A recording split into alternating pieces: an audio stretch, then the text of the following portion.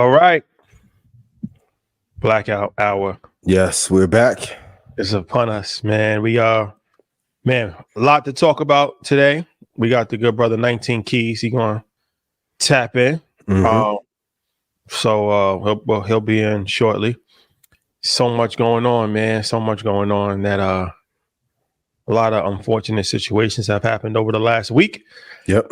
But it's our job to talk about a variety of different stuff. So we're gonna be covering everything. But before we start, quick reminder, tomorrow at 9:00 Eastern Standard Time on Earn Your Leisure YouTube channel, we are doing a special live with Dave Shands, part of our live series. And it's going to be for people to move from being a 9-to-5 employee to a high 6-figure entrepreneur.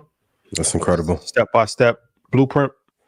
And facts. So that's for anybody that's out there that wants to figure it out, wants to become an entrepreneur, which I know a lot of people do, right? And it could be a 9-to-5 office job. It could be 9-to-5, labor job, whatever you're doing, right? Just anybody that's in the 9-to-5 that's trying to transition, this is for you guys. So check it out at 9:00 Eastern Standard Time tomorrow. And there's 12 hours left in the sale that we extended for EYL University. I did my class last night, which is really dope as far as property and casualty. That's big. Troy, the playback for his options class and all of the options class every month, and then part of the community. Then you get access to all of the calls that we have to the in-person events. We have an event in Houston this weekend. So much information that's been getting put on the app every single day. People sharing their calls that they're doing, stuff like that. So go to EYLUniversity.com, enter code Market Mondays. 12 hours left in that. And yeah, we're going to rock and roll. That will be the last sale of the year for EYL University, and the prices will go up in 2025. And so I was going to say, as soon as I go to Greenberg, team meeting, what are we doing? And for those of you who plan on having Friendsgiving, I highly encourage you, go watch the episode about the property and casualty insurance before they fall and slip on the Merlot they spilt on the floor and try and sue you for it for Christmas money. So please be careful. Facts. Any announcements that you would like to make? Yeah, if you want to get rich in the market, go to ianinvest.com. I have not raised the price yet, but come January, prices is going to be ranged, 90 prices, where to get in, where to get out. If I've made you money, please put yes in chat. Called NVIDIA before most analysts was on it. I have my pick for 2025. I would drop that December 25th. Let's get this money almost 5 years in. And half decade. Some of you should be up 500-600%. So I'm proud of those of you who are listening. Love y'all. Let's have a great show. You brought the Blackout Energy Monday. We doing that again, or we chill? You never know. Let's see. Let's see where the spirit takes us. I like the energy, though. I'm not mad. Appreciate it. So let's talk about. Of course, we're gonna talk about Durk, but let's let it build, because that's a major topic. But we reported a few days ago about Meta saving your information. So, let's play this clip. Let's play the clip. And you had mentioned Meta is that what used to be called Facebook? Yes. And when you request record, can you describe for the jury what's the process to get records from Instagram? Sure. In order to get the records from Instagram, there is a law enforcement portal for which law enforcement can request a preservation of an account. So that means that any data that is currently active or posted on that account will be preserved by the parent company, Meta. And even if it is deleted off of the page of that user, if there is a preservation request in place, that data will be kept. It might not be present on the user's interface if it's deleted for others to see, but the company keeps it. So I mean, if you didn't know, I would assume that most people probably know this already, but you'd be surprised. Anything that you put on social media can be saved no matter if you archive it or no matter if you delete it. And in the video, they actually gave a little bit more information. They said, like, if you're like already on the list, like if the cops or the feds is already on to you already, they kind of have to put like a request in to like make sure that like anything that you take off of social media. But I just personally think that everybody's on that list, to be honest with you. I don't trust it. It's a good way to think about it. Yeah. So I don't, because that's some people like, well, if you're not on that list, then you don't gotta worry about it. Well, you shouldn't worry about anything as long as you not posting something that you shouldn't be posting. But if you're posting something that you're not supposed to be posting, even if you're not on a list, you should not do it. I know a lot of y'all love to use the little story feature to take the photo, then download it. Even that, upload it to the little Interpol. So please be careful. How you feel about that? Anytime that a product is free and is popular, if you don't have to pay for it, you are the product or service that's being marketed. So shout to Meta. I got a cape real quick. Shout to Zuckerberg before it. Cool. Alvin. But I don't know why this, like anything that you do on a computer, my mom always tells me, don't put this shit online. Like if you don't ever want it to go out, don't even connect to the Wi-Fi and use any app that is free. All your your content, algorithms, photos. 6ix9ine made that mistake. Hold your head. 6ix9ine, Daniel. You got jammed up. You got jammed up again after you just got done drugging them little girls in Miami. Hey boy, you moving wild again. Be careful. Shout out to everybody at 11. Get them out the building. Man, got to be careful what you're doing online. Off the record, everything is always on the record. And if you believe in privacy, it is a gross mistake. And this goes for Snapchat, TikTok, LinkedIn, Black Planet, me and they. Go back. Okay, I can keep saying every time a company has a little financial crunch, the data gets leaked. You think that's by accident all these times? CrowdStrike didn't fuck up 42 times in a row. Sometimes they're just offloading their data elsewhere. So I'm not surprised at this, and neither should anyone else be. How you feel about, I mean, that's number one, right? Don't do anything online that you're going to regret. Yep. And y'all might want to be careful about those Fister pages too. People are finding those easier than ever. Somebody last week, I meant to put it in the show notes, sent me a link to when you take your photos for social, there's a site that can identify the camera and the street you were on when you took them. I said, oh, this is spooky. Spooky. Yeah, y'all might want to be careful with those Fister. Yeah. So, they're not private no more.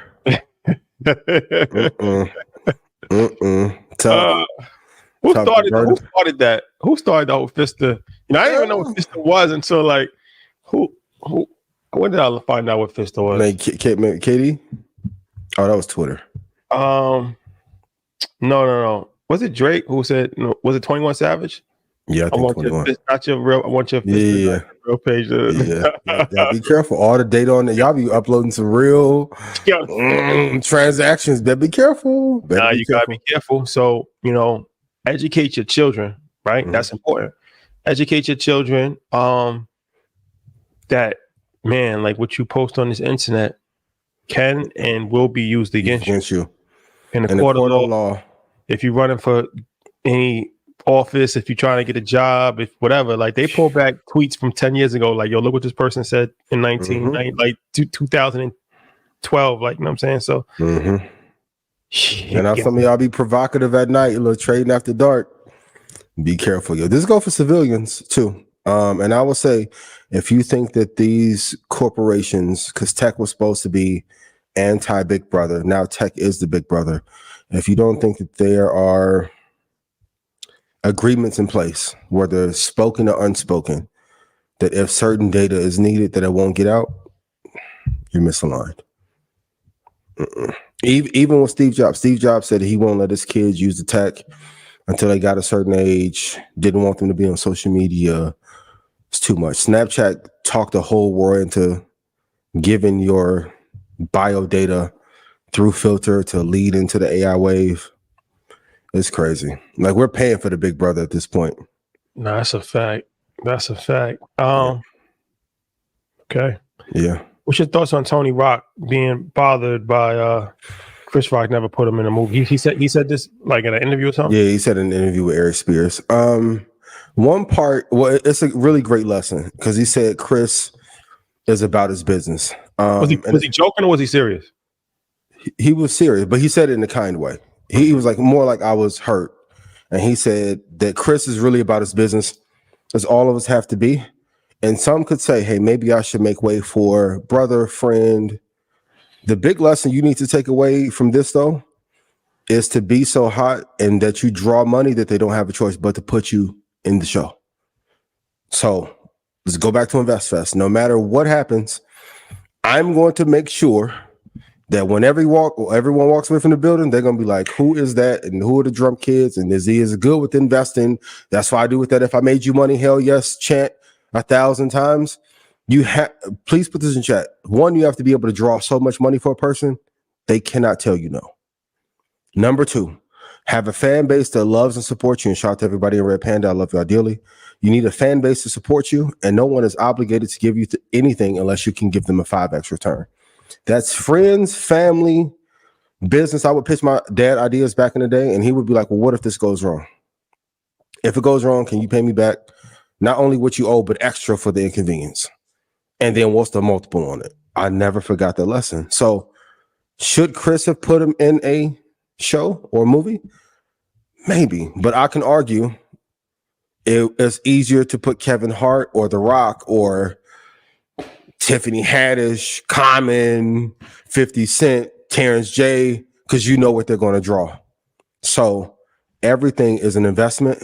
And as friends, you can't. 50 was talking about this on Breakfast Club, like why there's not going to be a reunion for G Unit. He said, man, I fly faster and farther without them attached too. So just because we're family doesn't mean I'm obligated to give you an opportunity, even though I may want to. Yeah, for sure. I think it is. Yeah, it's difficult. It's tough. It's difficult for sure because it's one thing. Like if you're not qualified to be given an opportunity, you shouldn't be given an opportunity, right? Would he be qualified? Not to cut you off, but isn't he qualified as an actor to be in a movie? Or can you clearly define qualification from your lens? Well, that's what I was saying. So, but then if you are quote unquote qualified and you don't get it, and then that becomes more tricky, right? So even like he was saying, I remember watching I think it was him, Chris Rock and Kevin Hart. They had a series, and they were saying that he was trying to he was disappointed that he wasn't going to get on Madison Square Garden or Barclays. I think it was Barclays actually. They did show on Barclays. So then, long story short, he's like he don't really tell Chris too much. Like he don't really never tell Chris like he gets disappointed. But that meant something to him because like his parents was going to be there, his mom was going to be there in Brooklyn, and like he wanted to kind of tell. So long story short, I don't know if he told them or his mom told, but Chris Rock ended up letting them open up the show. And that meant a lot to him, right? Yeah. But the family and friend favorites be tough sometimes though. It's a slippery slope because it's like, you know, once you open up that floodgate, then it's, you know, it can be endless. And everybody's not in a position to actually they're not ready for that platform, or they don't deserve that platform as of right now, right? So it's like once you start to just open up that gate, it's a slippery slope. But then the other side of it is like, you know, it's the LeBron James play, right? Like, I think it's different with your kid, yo. I think it's different with your kid than brother. Because you can make the argument, if you want to open up for Barclays or Madison Square, go book Madison Square and show me. I remember we was having a conversation when we did MSG, and a lot of people thought that it wouldn't go well. And I'm like, no, I think it's valuable enough that it's going to go well. Prove it. Okay, cool. Then we did it, and we won at 50. 50 wasn't available. We got Floyd. Thank God it worked out. Then 50 came to InvestFest. Like, I think this is a great lesson in showing improvement, and opposed to asking for favor or to be put on, go put yourself on in a space. Then come back and say, hey, here's the value add. Here's the return that you can get from that. And it can be tricky because there have been times that we all have wanted things and think that people could have helped us in other ways, but it always worked out. May not have happened this year. The year following it did happen. Work harder, be better, elevate. And it's a good lesson too. I know you get criticism. Hey, I saw the resort core. I told you, bring Drip Report back. But even with that, they have the NBA Fashion Fits page. Stephon Diggs be on GQ and with Cardi. You have to put yourself in different. I think too many people focus on just being a comedian or a technician. No, you have to be a technician, a marketer, a CEO, brand strategist, collaborator, great partner in a bunch of different lanes to make that happen. LeBron didn't have to do Space Jam, but as the brand is growing, you have to cast that net a little bit wider. And I think it's a great lesson that you have to make it so irresistible that nobody can tell you no. Yeah. It's one of those things, man. But I definitely think that you're not entitled to something just because you're related to somebody. True. And Tony, if you're watching this, you're talented. I will say this though: if you went off on Will Smith like that, and your brother put you in a movie, you should have been friends with Will. He would have put you in Hitch too. 12 pounds or something. He would have got you in a little movie with Jada, or at least a Red Table Talk. That is crazy. That is crazy. But it happens. And oftentimes it's hardest to work with friends and family. They'll be the last to see your vision because you guys grew up together. So they may remember an older version of you opposed to who you are now. Have you ever had that happen to you? Somebody close could have helped or elevated and they didn't? Yeah, I mean, of course, how close is relative, right? Relative, yeah. You got a friend or you got somebody that's an acquaintance. So it's like, not like somebody that I actually have that close of a relationship with, but close enough potentially that could have potentially helped years ago when I was doing different things, financial advisor, stuff like that, and they did. But probably it didn't probably make sense. Like people don't even gonna do stuff if it makes sense for them. So you gotta see the vision. It gotta make sense. So that's the don't take it personal. Yeah, you can ever. I even had it before we started the show. I had people like, hey, I want to connect you to this person, this artist. They would move slow. And then, of course, Market Mondays go, well, it's like, yo, can we talk? I'm like, fee's different now, bro. I'm sorry. I'm sorry. Certain numbers I won't even entertain or text back for. I'm just being real with you. Sorry. So, but continue to be great. Sometimes we want the results of being great without doing what it takes to be great every day. And that's why, like online, I'll see some of the discourse and you went into it on Market Mondays, but like you need diversification. So real estate is a big asset.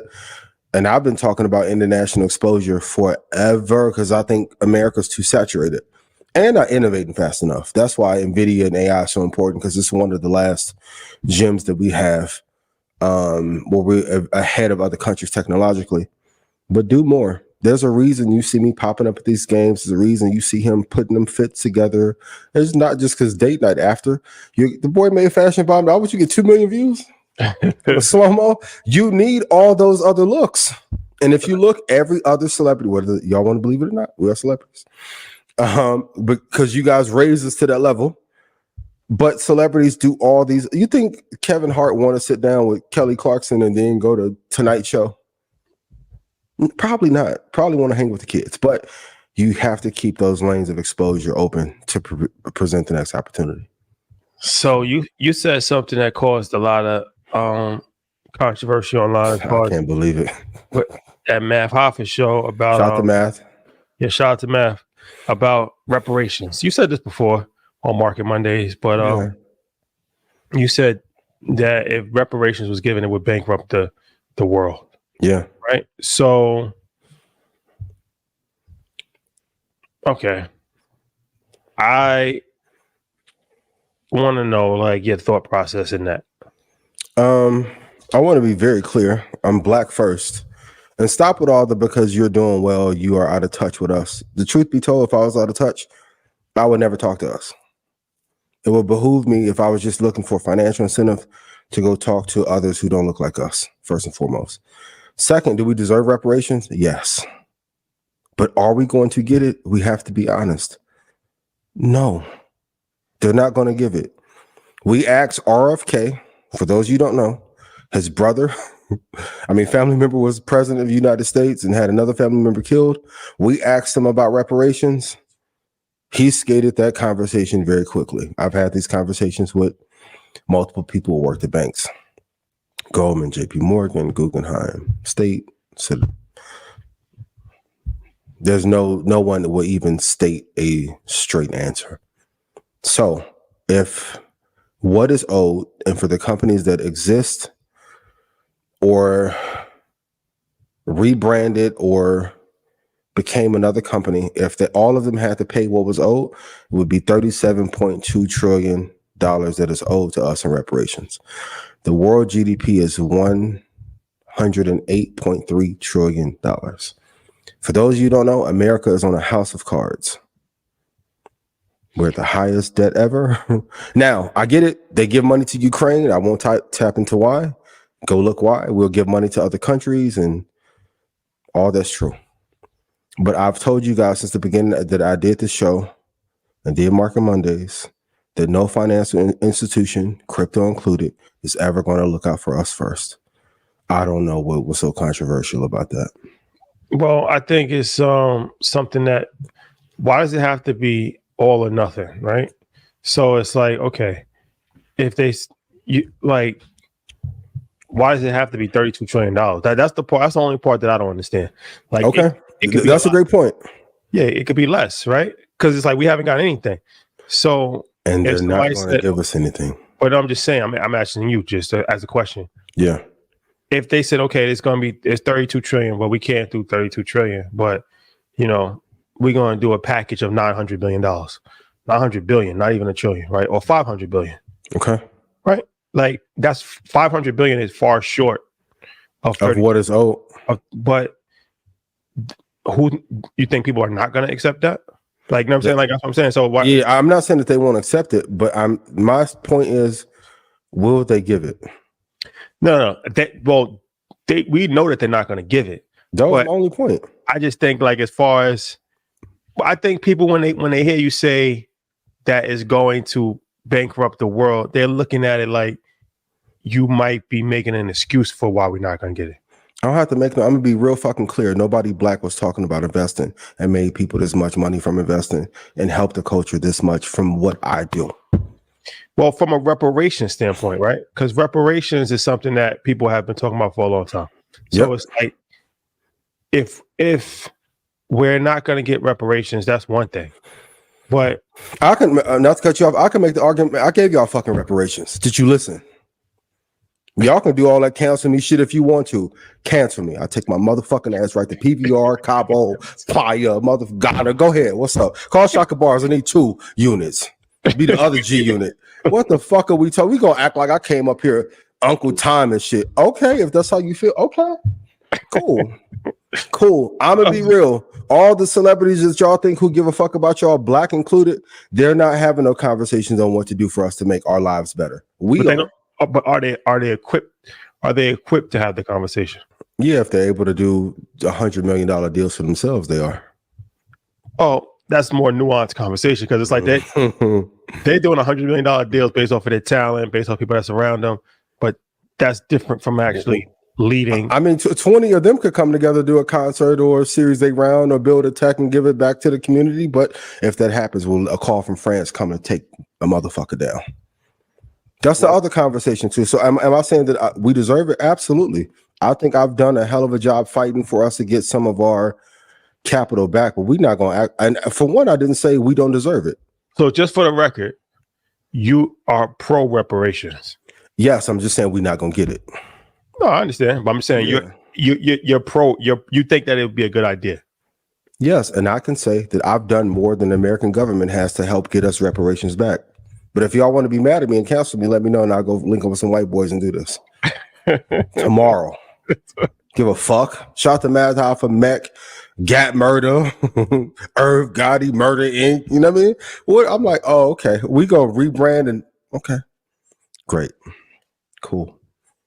I feel y'all. Let me ask y'all a question. Y'all put it in chat.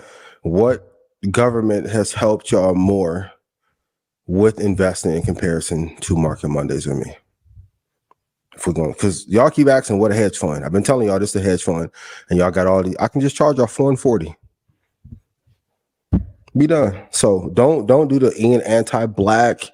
He lost. I'm more in touch with man. Okay. But this is why you see a lot of black people not talking, because them the ones who sold out, not us.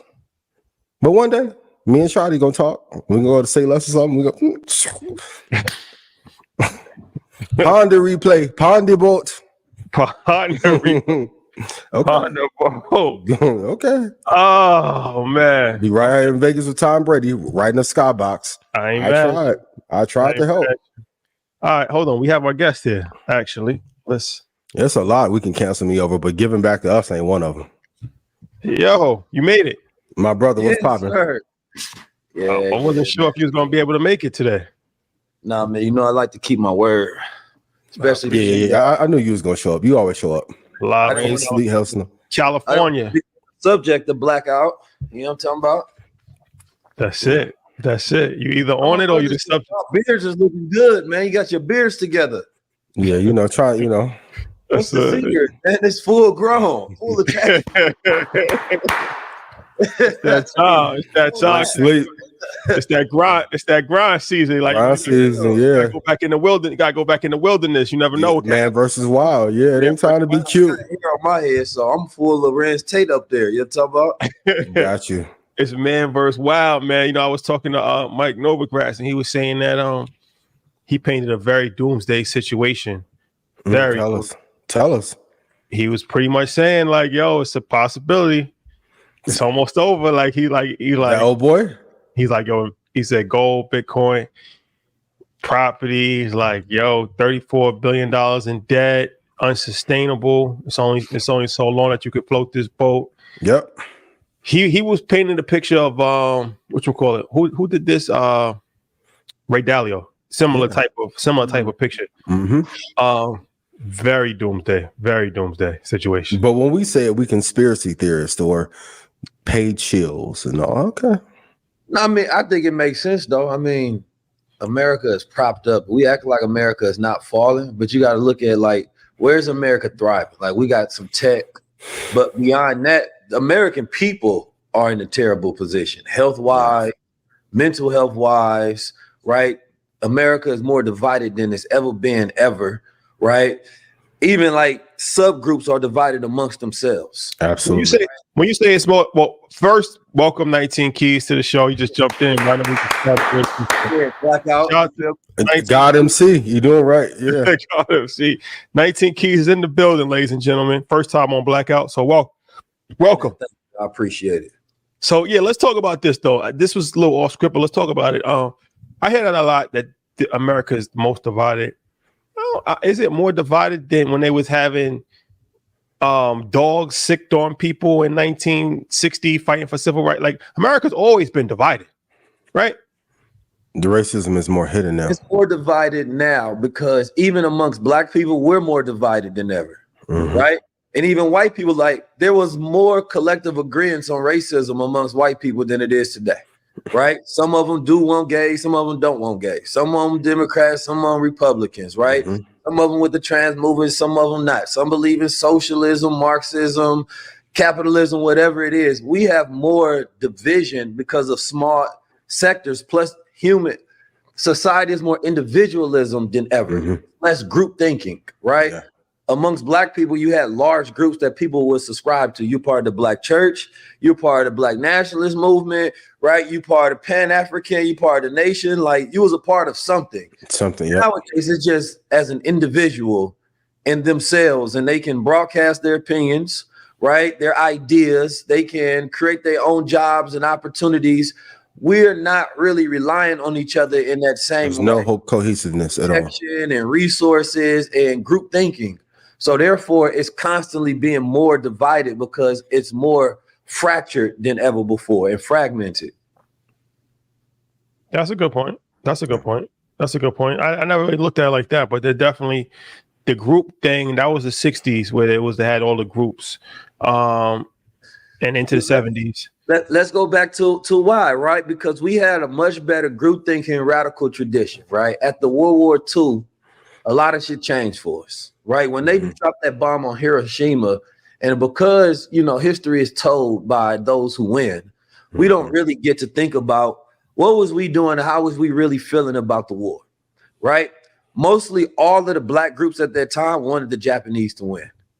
They wanted the Japanese to win because they thought the Japanese was going to help us end white supremacy. Well, then also there was a heavy communist influence in Black Power movement, even especially with the Black Panthers for sure. Yeah, for sure. But I'm talking about direct connections. Like there was a Black Dragon Society that the Japanese had.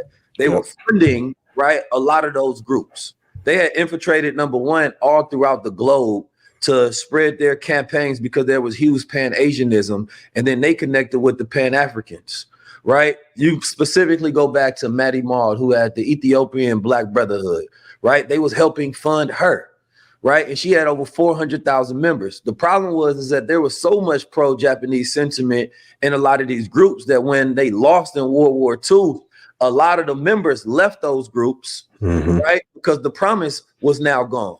They're not going to defeat white supremacy, right? Yeah. So it actually helped with a large flood of people in the NOI, right? Because after they left those groups, they was looking for somebody with a completely different message, right? A nation within a nation, speaking upon do for self and that we the gods, right? So, but when you go back into that history, you also understand why there was so much cultural share of us thinking about global allies. Like we've lost that tradition specifically in today's time. And then it went over to more civil rights versus us having global allies to try to end white supremacy and do for self. It went for how do we integrate more so and work within this. And then that's where I believe, like, you know, the government, the FBI and things of that nature did a really good job of swaying it over into this direction. Because remember, everybody started getting killed. You know what I mean? Malcolm and Martin and John F. Kennedy and his mama and everybody else. And here come the drugs right after. And we shifted. But we don't look at the timeline of, like, you go back to 1910, they had the silent parade, right? Which was their activism against some killings that had happened, right? But it wasn't the type of activism we have now. There was a sign where brothers was like, we got 250,000 farms worth $500 million. We got this amount of union workers. We got this amount of people, blah, blah, blah. And they was adding it up and basically saying that we don't need y'all to do anything for us. Basically, either you're going to provide opportunities for us to do for self or get out our way, right? And the sisters all in the streets dressed in beautiful white dresses because they were nurses and things of that nature. And the brothers were union workers. And they was basically saying, look, we're going to multiply what we've already been doing. So they wasn't going in there marching, yelling at nobody. And a lot of that was them telling the government, this is who we are. This is what we're going to do. But it was also a protest to our own people and saying, this is what we got and this is what we can multiply. And think about it from the other side. I'm from Indiana, so I'm familiar with Mike Pence. Have we ever seen a presidential candidate's former VP that's Republican publicly state that he's not going to endorse who he was in office with? I've never. Well, because they got beef though. He tried to get Mike. He tried knocked off. He tried to get him knocked off. Like what? But going to Keith's point, even amongst the bigots, I'll say that. There's tension in how far the bigotry has gone. That the old guard of Republicans are saying this isn't even our party anymore. That Jeb Bush class, Mitt Romney, they are disassociating themselves even away from Trump hijacked that whole movement. Well, remember, it was the Tea Party before Trump. Remember those guys? And that laid the foundation for it. That laid the foundation for the Trumpers. It was the Tea Party followed by the Trumpers. So the Trumpers is funny as hell. No, that's what they call them, the Trumpers. Okay. Yeah. Trump, but the Tea Party came in after Obama's. Yes. Remember, they were so mad about Obama. So 2 years into his presidency, that's when all of this right-wing racist started with the Tea Party. And it's like, if we can't get him out of presidency, we're going to just derail his presidency by changing the House and blocking everything that he's trying to do. And they came and they just went crazy. So history always repeats itself, but it's interesting times that we're in. Absolutely. For sure. It's interesting times. But all right, let's talk about this. Okay. Lil Durk, man, very unfortunate situation, right? So he's held for murder for hire, federal charges. So this is a very interesting layered conversation, right? Because it's like, okay, you got, and we'll cover it from all aspects, but you got the one aspect of it is like the street aspect of hip hop music. I've never seen anything like, just look at this whole thing with just this situation, right? I think I talked about this is like 20 people have been potentially taken down from this, from King Von getting killed over a street fight, right? Essentially. And then Quando Rondo, his cousin got locked up for that. Then he got out. Then his other cousin ended up getting killed. Yeah. And the Duck before that in Chicago, he got killed. And OTF, And Tuka, he got killed. And then the guys that allegedly had killed Duck, they rounded them up. Block 6. And they did the federal indictment for the O Block. They locked up like 10 dudes from O Block. Now they locked up 6 dudes from Lil Durk's camp, including Lil Durk, for this. Somebody got killed for this situation. So when you start to add this up, right, it's about 15 people that's either dead or facing life in prison, right? And we got to look, young boys in jail right now, and so is Durk. Yep, they have problems too. So it's just like, and that's just one aspect. It's just multiple different things that have happened in hip hop going back to Pac and Biggie. So it's just genre of music just cursed. That's one way to go about it. Another conversation is his man that allegedly was a snitch. That's a crazy conversation. And the third part of this that's very interesting is that Lil Durk is interesting because you see somebody that's completely, on paper at least, looks like he changed his life, right? Changed his life, just got the keys to the city, community outreach, doing positive things, religion, all kinds of stuff. They said that this goes back 2 years. So in the conspiracy world, did this become a top level priority now because he became too dangerous, because he's trying to talk about peace and he's talking about bringing gangs together, and he's now is it time to lock him up now because he's actually more dangerous preaching peace as opposed to violence? So a lot of stuff to throw out there. Let's start with the first one as far as the toxic nature of hip hop. Well, I have to ask the question to both of you. If I did business with people from both coasts and the Midwest, and they all end up becoming gang leaders and financed the gangs through the money that I gave them through a record deal, would I be in trouble, or would they say I had nothing to do with it? We know for a fact the only time if you fund something as a black man, you're going to be connected to it and villainized for it. Yep. But when it's a white man funding it, we only look at the person that's being funded and not the ones that's doing the funding. Yep. I haven't heard Diddy's partners that financed all his parties named in the news at all. Not one time. Right? We never look at they always say follow the money, but we never follow the money. Yeah, where did the seed capital come from, for real? Right? If, like you said, if EYL was behind drill rap, people would be looking I'll be over with. Why are y'all platforming this? Why are y'all funding this? Then they would look at your history and be like, no, we can't rock with them because of what they fund and what they put in. They're going to the federal building. Come on, man. He was with Durk and Gary. Being accused of. He's accused of funding something, right? So that's his actual accusation that he's alleged of, that he funded that. But who funded him is always the question. Yeah. Right? So people want to get to the head of things. Then you don't start at the shooter, right? You got to get to the motive. You got to get to who funded the shooter, who ordered the hit. So when we looking at drill rap, we looking at music, there's a responsibility, of course, that we always take as a culture that you're supposed to have. Yeah. But when the new culture has become demon time, that's not even a culture that we can own or represent, right? I know some brother that's doing some really good work in Chicago, like my brother Golden Child with his unity movement, and they deep in the streets. And to stop that sort of gang feud and blood war, that's damn near impossible. It's impossible, unless bro. there are big resources that come behind it, because there's resources that fuel it. Mhm. Well, you bring up a good point. Capitalism. You bring up a good point when you talking about the funding, because Fat Trell, he actually gave a good interview. I saw a clip with DJ Academics, and he was saying how record labels was trying to, like, they had a conversation about how record labels push beef records. Yes. Right. And he was saying how they would like try to like get you to record a beef record, right, with said rapper, like, yo, he dissed you, now it's time to respond. And Academics was saying like he vouched for it because he's like, the record companies is giving him the records, like, yo, my guy responded in 24 hours, make sure you post it, da da da da.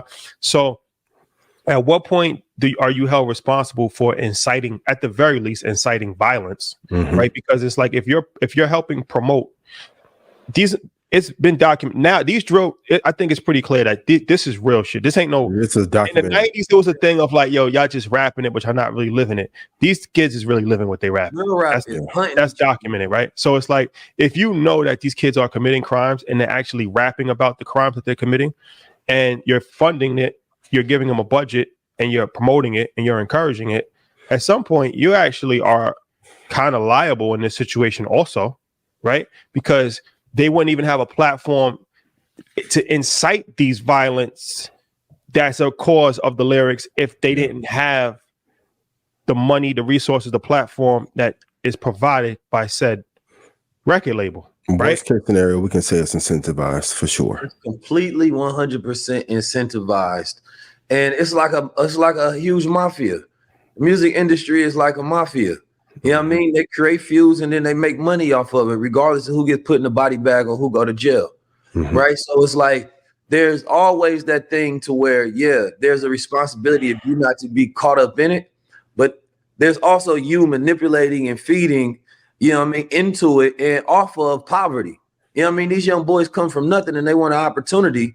And the way they get opportunity, if they looking at what is working in society, they like, man, well, if I beef with somebody, I can go get me an interview with Adam 22.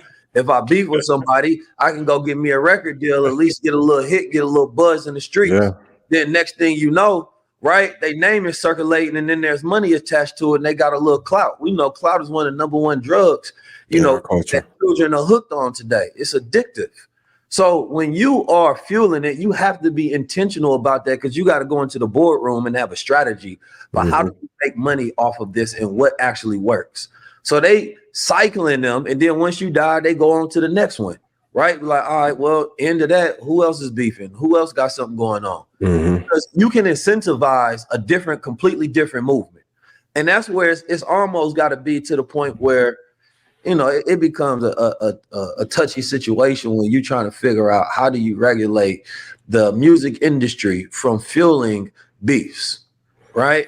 I think that needs to be a conversation, and not even just the rappers being brought up into Congress and things of that nature. Same way Mark Zuckerberg has to come up. That's a fact. That's children that commit suicide. These industry leaders and people that get to be behind the scenes that benefited the most. They seen, unless they accept an award or a check, they need to be brought front to as well. Is that something that you're willing to champion? Hell absolutely. Yeah. But both of us. I mean, if we look at it, I think we should all not we just should all as a community. Keys bill. This is the Black Save Black bill. You know, it shouldn't be a single person that's behind that, because if there's no smoke to it, right, then there should be no fire. And right? also too, look at how much it affects our communities. Okay, just off the top of our heads, Von's dead, Durk is locked up, Young Boy is locked up. How many more rappers have died in Pop Smoke? I always go back to the business. When these artists die, I've heard stories directly from people, shout out to those of you in the industry, from Def Jam and Interscope, the family doesn't get the insurance money. Hard to get the publishing and royalties. So if this happens 60 or 70 times inside of a 15-year period, that isn't conspiracy. Vince McMahon got taken to trial over athletes in WWE using steroids. Yeah. Well, yes. You know, Dr. Wesley say he's not a conspiracy theorist, he's a conspiracy documentarian. So it is a conspiracy, it's just a fact. Well, you know what? It's one of these things. The Congress thing is very interesting, and that's something that I think definitely should be championed. And maybe, you know, I was just with Representative Underwood, and she was actually telling me like, yo, you could probably get a bill passed now. Like you got enough influence to get a bill passed. So maybe that's something that we can actually work on. Yeah. Because the pushback is going to be freedom of speech, right? But there's already a precedent that's been set, like for you can't say certain things, right? And so it's like if we have a timeline of this isn't theory, this is facts of kids, even unknown, like not well-known drill rappers, right? But there's a timeline of drill rappers that have dissed each other that have ended up getting killed. So it's like you bring these record companies in front of Congress and be like, look, you know, you guys are enabling this, and you know that it's leading to violence, death, and corruption, right? Like, it's your responsibility to regulate lyrics, have lyric reform, some form of standard. Like, you got to have some form of standard. You're not allowed to say that. You're not allowed to celebrate somebody's death, right? You're not allowed to publicly threaten somebody on record. It doesn't have or to publicly say that you put a hit on somebody. Yeah, it doesn't have to be like you it's just like certain things that you can't say, right? And just that alone would probably save some lives, but it's never going to be a top priority because it's black people dying, unfortunately. And I'll say that it is the same system that we want to make the change. Do they benefit from the deaths of the people? The secret of America has always been the black body. We've always fueled America, right? Since the beginning of it, right? Our bloodshed starts the wars. You know what I mean? We fought in every war. We were the battery. Like I seen Dr. Phil Ballhead dumbass get up there and talk about how, you know what I mean, hard work in this country is what started it. Yeah, our hard work, right? Slave labor in the most real way. And no, it wasn't DEI because it was only niggas in those fields. You know what I'm saying? Pardon my French, but you know, I'm talking about the gods. Je ne sais quoi.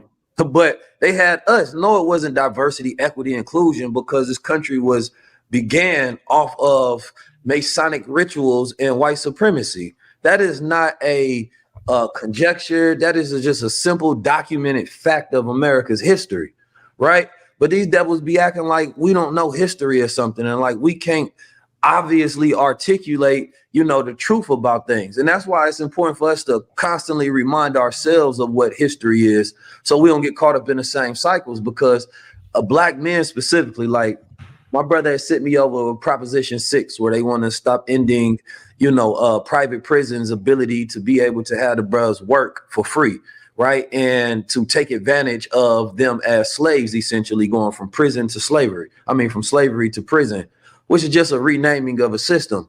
But at the end of the day, we know that this, like, what was that? Ice Cube that gave a breakdown of how the CIA was involved in rap music, right? We know the feds will fatten you up for the slaughter. The feds are not there to prevent crimes, right? So for what you were saying about Durk, if he's going to a different path, then that may be the end of his crimes, right? Allegedly. So of course, then they like, nah, now let's try to pull the card on whatever we have on him and then lock him up, because we're not going to be able to get anything else from him.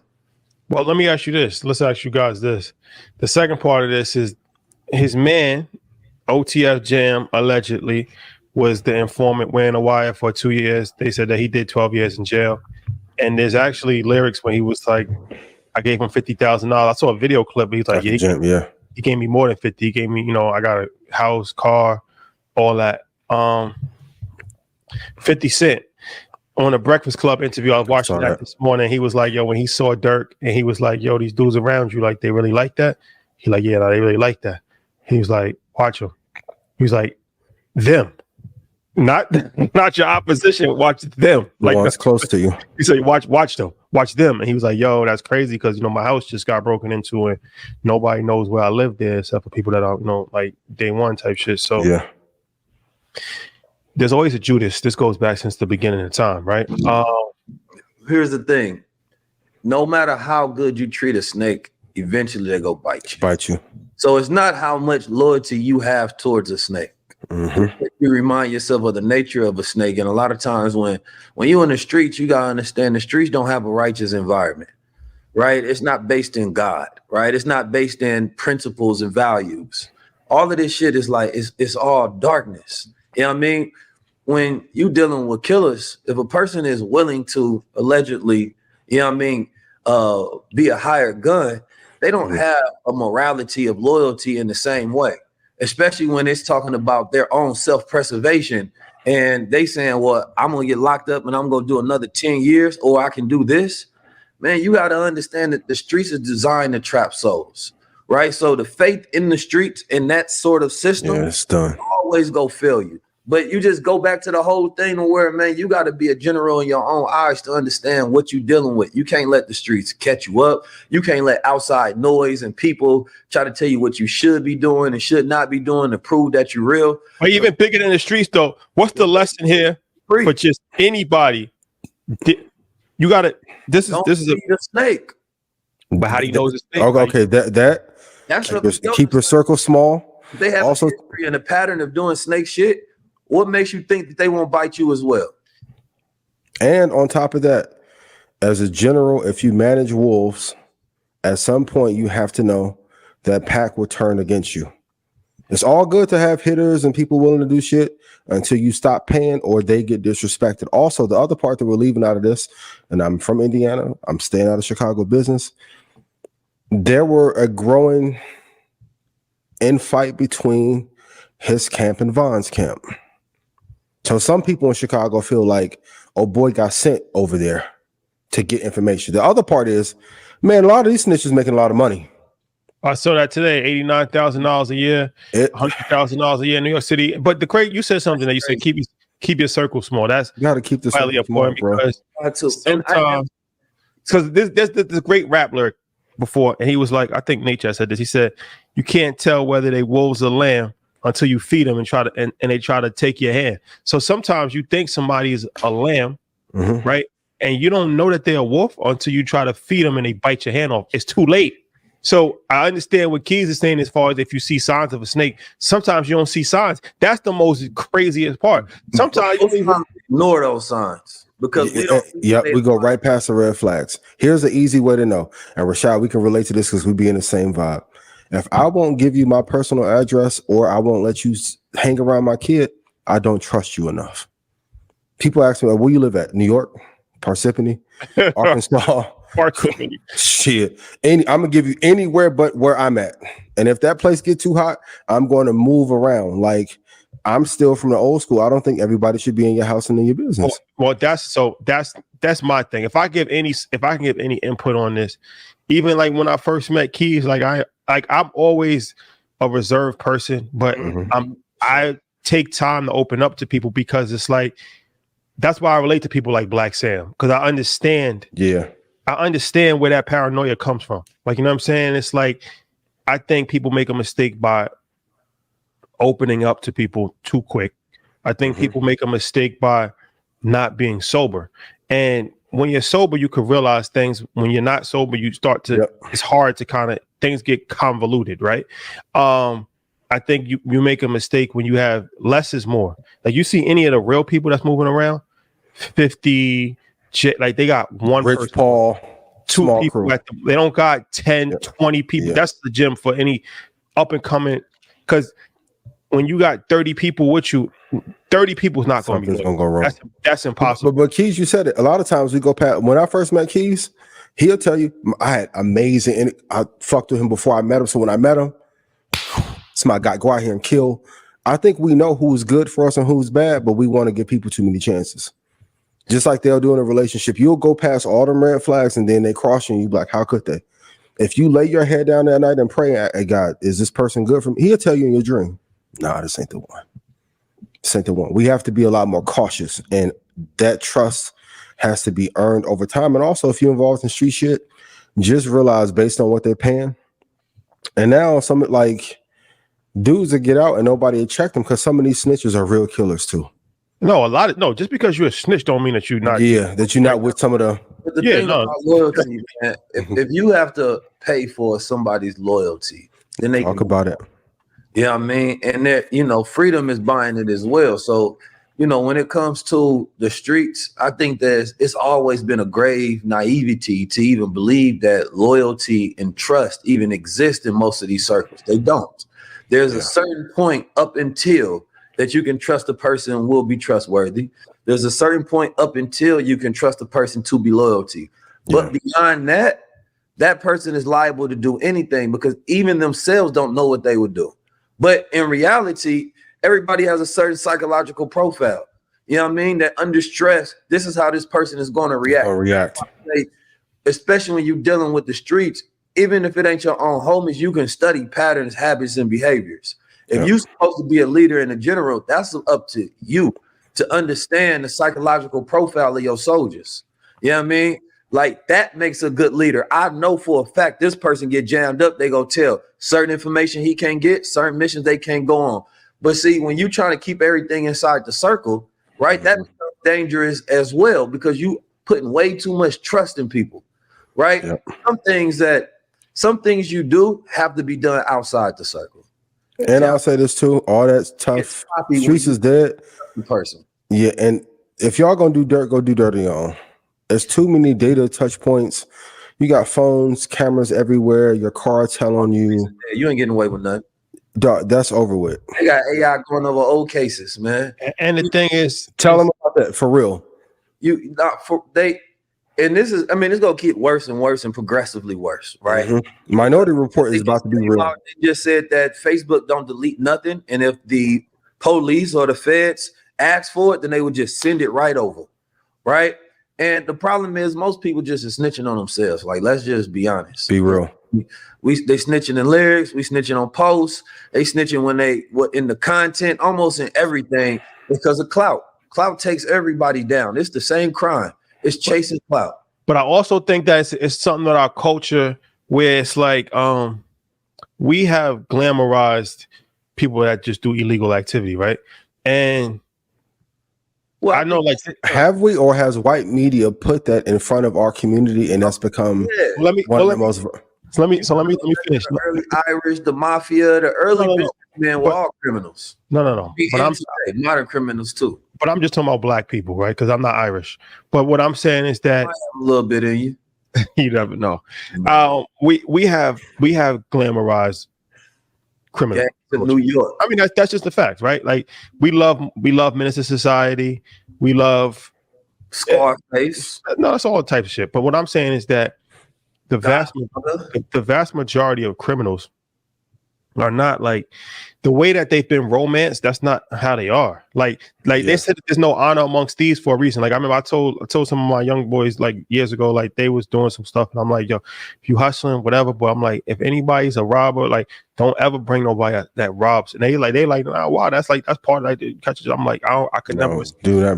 I don't respect the thief because if you steal from somebody, you're gonna steal from anybody, right? But I say that to say, like, most criminals, they don't have no level of moral shit. So they're not honorable people. Like the way that they've been glamorized to be like, yo, this is the kingpin. There's kingpins that can't even read.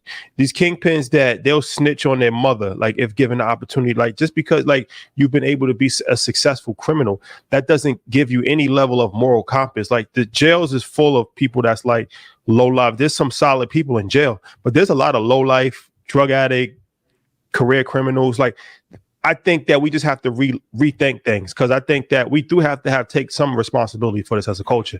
We have glamorized and overly sensationalized criminal lifestyle. Like it's like, yo, these dudes are stand up. No, they're not stand up dudes, bro. They're gonna snitch. They're gonna rat. They're gonna do whatever they can do. They're gonna try to F your girl as soon as you go to jail. Like these dudes, a lot of these people are not good people. They're not like, you know what I'm saying? They're not good people. They're like, they're street dudes. Nah, they're just bad people that just got caught up in some shit. They doing some shit, but they're not solid. They're not stand up. They don't have moral principles. This is a lot of people. So I think the more people understand that, they'll look at the situation differently. Like, no, of course I'm not going to trust this person. He's a fucking career criminal. He's going to fucking sell me out as soon as I turn my back. And I get the cultural accountability. I want to lean back on the point when I talk to follow the money again. A black mom, a person that's trying to progress, a kid in 8th grade. They're not talking about that media gets displaced on us around the time where we start to fall off in education by design. And for those, if you have people who are really in the streets, they're not making the money you think. Most people who are in the streets, man, probably make less than 30, 40 grand a year. I know all of y'all going to be in the comments acting like y'all built BMF part 2. But most people who are in the streets, even in the Midwest, like, yo, you can get some shit done for $1,300. Is it worth? But all I'm saying is this: we all grew up adjacent. There's street legends everywhere, right? Yeah. Whether it was New York, California, whatever. You heard the stories about Rich and Poe, Al Poe, being. You've heard stories, street shit. Like, all I'm saying is this: like, we just got to do a better job of just breaking that down. That's nothing. Stop glorifying that shit. Stop glorifying it. Stop making movies about it. That ain't nothing. Because I'm just saying, like, we better off glorifying somebody who just works a 9-to-5 job, right? That again goes to following the money. Mm-hmm. You know what I mean? Because we say we, but the people that make it don't have that same level of moral consciousness. Who's making the movies? Who made all those? Miramax, Weinstein funded a bunch of them. Financed it. Who made it? Who's the director? We got to go for the money. They only got greenlit with them kind of films. Why do we need to have another? Why do we look? I fuck with be somebody. I fuck with Freeway Ricky Ross. I fuck with him personally, right? Yeah. Why do we? Was Snowfall needed? Was it needed? Was it needed? He had that shit got stolen by John Singleton. Got arrested dead. No, but was it needed? Was green lighted. It's always go. And who greenlit it? When you talk about the streets, it's the producers are not always good people. They're willing to sell out as well. They have a dream, and he needed a win at that time. And they like, yo, I want to make a movie about a super black guy scientist. Nope, we ain't green lighting that shit. Well, I got one about a drug dealer who kill niggas. You know what I mean? Get away with. Come on, let's run it. There's a marketplace for that. That's where you got to go back to. 50 Cent, he making all the criminal shows, but he couldn't get the other shit greenlit. You know what I mean? When it was on ABC, they canceled after a couple years. Yep. So you got to understand that it's all by design when you go back to following the money. And it's always going to be somebody willing to sell out. Now, from the people's standpoint, yes, we got to say we're not going to consume it. Yeah, but and we I also support got it. to give us more content to consume. Because when you only have one option, people make that decision and they go over there. The Tyler Perry movies, these are all low hanging. So let me say this then. Celebrate the success of people who make money off the archetypes and tropes. So the only opposition to that has to be stronger voices, that people that have platforms like us, like yourself, to speak truth to power and be like, all right, we can't stop you from making these drug dealer movies. So we're going to tell you the truth about being a drug dealer. These niggas is not honorable. They're going on movies, man. But what I'm saying is that I want to hear anybody because if you go online right now, all you're gonna hear is this is the next topic. But you go online, all you're gonna hear is people talking. These are street guys. Yeah. These are street guys, right? Well, they can't pay gossip now. The street guys talking like, and I'm gonna say this too: if you're in the streets, quit letting content creators jam you up. Like he went on acting. What are we doing? Dog, Brick Baby was the first one that really broke that shit and let people know what happened out there. He should have known better than doing that though. And if Axe fuck with him and loved him enough, he should have cut that shit out. Cause they ain't tapping into the gods, but you watching the gods. It is what it is, man. You can't say nobody that don't say they self. You know what I mean? Like, come tap in with the gods. We got the platform, we got the guidance. You know what I mean? You need the knowledge. Y'all moving around goofy as individuals, and then the results of that are always the same. You ain't gonna act like 19 Keys don't exist. You ain't gonna act like we ain't out here moving and doing what we doing. Yeah. The streets be lying to themselves and don't want to tap in. You want to empower a platform? All right, then it is what it is. Then you gotta also respect the power that you give. Because it's easy for a rapper to be able to put one of his homies on and then tell every other rapper that he know to say, go on his podcast and platform. So we have a new platform that we actually want to come on and we can control the narrative. You don't have to go what's made. It's laziness. If you got the ability to set up an organization and you believe that, you know, you are who you say you are, then you got to set up infrastructure around yourself as well to protect you. You can't, listen, it don't matter how smart you are, how good your ideas are, how gangster you are, without resources, infrastructure, network, and protection, everything falls, right? And so right now, what we see as Black men specifically, media is one of those things that we can easily control, right? But during election cycles, we allow them to control us. Yeah. We take their money and then their narrative gets spun. but we don't have any agenda of our own to say, okay, what do we want to spread across the channels as ideas that we want to propagate that we can say consistently? We know about psychological programming. We know how to spread information, right, on purpose. But there was a hit piece on what they had me, Stephen A. Jackson, and Joe Budden on the cover of a hit piece talking about black men, right, in media, and the fact that we're too dangerous and too powerful and can spread our values that may align, right, with right-wing media. So they have a whole plan to try to discredit certain voices. This is in the midst of black men finally starting to control some media and using that to build up our own personal economy and tell our own stories, right? But then you have these entities that want to come in and crush that. So if I don't have somebody saying that, how the hell they gonna put a hit piece out on our brothers and y'all not vehemently protecting and supporting that and defending it, but then you want me to go support some political shit? But no, I'm gonna take it personal because it don't make no sense. And this is for Democrats and Republicans. First of all, if you can't critique your party, then you're a slave to the party because they're not supposed to be treated like God. They government. That is what it is. Right? They're supposed to provide opportunities for you to take advantage of, and the rest of it is up to you. But the way that we done got so stuck, right, to where we don't even know how to take that same level of support that we give to candidates and support people that we support in our own culture, right? We would support a white man. We would say when Trump didn't mean that, when they called y'all watermelon chucking donkeys, they ain't mean that. His past don't matter. None of that matters, right? Because they say, well, I believe he represents something bigger than that. Well, so you tell me it ain't a black leader in history or a black man currently that you believe represents something bigger than that you'll be willing to use your platform, your money, your energy, your time, your resources to push. If black men don't push black men, I don't care if it's Kamala or Donald Trump, we lose. And back to Durk, where did the information, who did the hit platform was it released on? Adam 22's. Why you keep going to Adam? Adam 22, DJ Academics, Vlad, they gonna all continue to be empowered as long as black men go over there.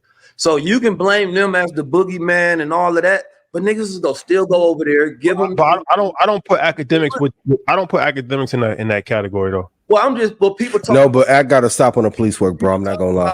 People talk about academics platform. People talk about Vlad 22 platform. People talk about their platforms all in the same way, right? You can't on one end talk about a platform and then on the next end you gonna own that exact platform or you begging to be on it. But like you said, it's their chance. Adam 22 has built a platform for underground, no-name rappers to get on and reach 100,000, 200,000 people on the audience. So they looking at it from the most ignorant standpoint possible. Like I'm gonna go up there, I'm gonna go viral. I'm gonna talk about this dude. I'm gonna talk about how I'm gonna violate him when I see him. And he's built the fucking company off of that shit. Yeah, it's money at the end of the day. But what I'm saying is that you can't complain about what you empower. Well, let's do this. State of the culture is very important. Hit the like button and share, right? Because this is all right. So let's talk about this. You know, I'm on the Save Yourself tour 11/22. Make sure y'all tap in, man. We're gonna talk about that for sure. Yes, Brooklyn, New York. Okay, there's an election coming up next week. Vitally important. Election is next week. Wow, time flies. 19 keys. Should black men hold the vote? What's your are you voting? Are you going to vote? Who you voting? No politics and religion. He can answer however he wants. I'm looking out for my guy. He can answer however he wants. All right, so let's start with the first part of it, right? Because let's deal with it as a strategic thing. So I was talking with a good brother of mine about this yesterday, and he was saying that they don't care about voices that don't engage politically, right? And so he was saying that, you know, basically, even if they could engage that voter base, they're not going to. They're going to go for who historically is registered and who votes the most, right? Whether it's a good strategy or bad. And he was saying, okay, when it comes to the idea of putting a vote in escrow and deciding what we actually want to get for it, what you would have to do in order to do that is get all of those who are undecided. If you believe in the power of voting, right? Or you believe in the power of the electoral college. It depends on how you want to go with that. But if you believe in the power of voting specifically as a strategy to organize, then what you would say is black men that decide that they want to be undecided right? Or decided they're not going to vote at all. If you want it as a strategy, you would tell them to register to vote and then put it as independent, right?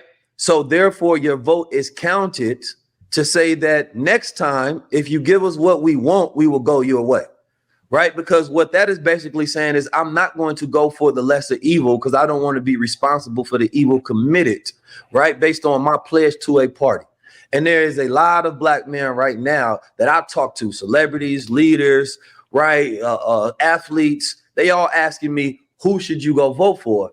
And I always come back to the point that in my personal life, I look at the dealings that black men deal with, from mental health to incarceration to poverty to low education levels, right? To all of these different things. And I'm like, I don't see those at the top of the ballot and as issues, right? Or being campaigned about whatsoever, right? So for me, my heart couldn't be in it because, you know, they'd say I'm too radical to stand next to, but then want me to campaign for them.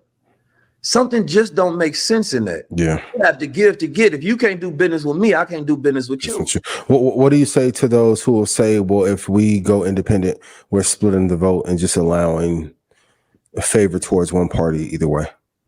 Well, I mean, historically, that's what they say every time. They're going to have to get some new rhetoric because the whole point of doing something radical is to create change. Right. The point is to not keep things the same. You can't tell me where they've changed the rhetoric every single year. I would at least love for them to come up with new tactics. This is why it's not hitting and it's falling on deaf ears, because you grew up like I grew up seeing and hearing the exact same thing. So whether black men are actually going to get any change from any party, that's yet to see. I'm more focused on how do we prepare after the election, right? So that we are in a better position as black men statistically, right, in this country. So just so I'm clear, are you for voting or no? I'm neutral. I'm for organizing. Great answer. Great answer. Thank you. Right? I believe voting without organization, you know what I mean? It's just you going with somebody else's agenda. You just hopping in the passenger seat and saying, where we going? I believe if you organize and you have a voice at the table, because when I see a lot of people talk to political candidates, they're not presenting an agenda of what they want to get done, right? And saying, are you going to get this done? They're just asking them what their agenda is.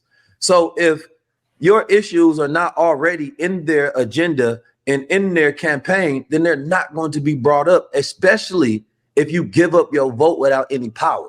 So if you believe your vote is that important, then you should ask for as much as possible for it. That just makes sense for me. I mean, that's true.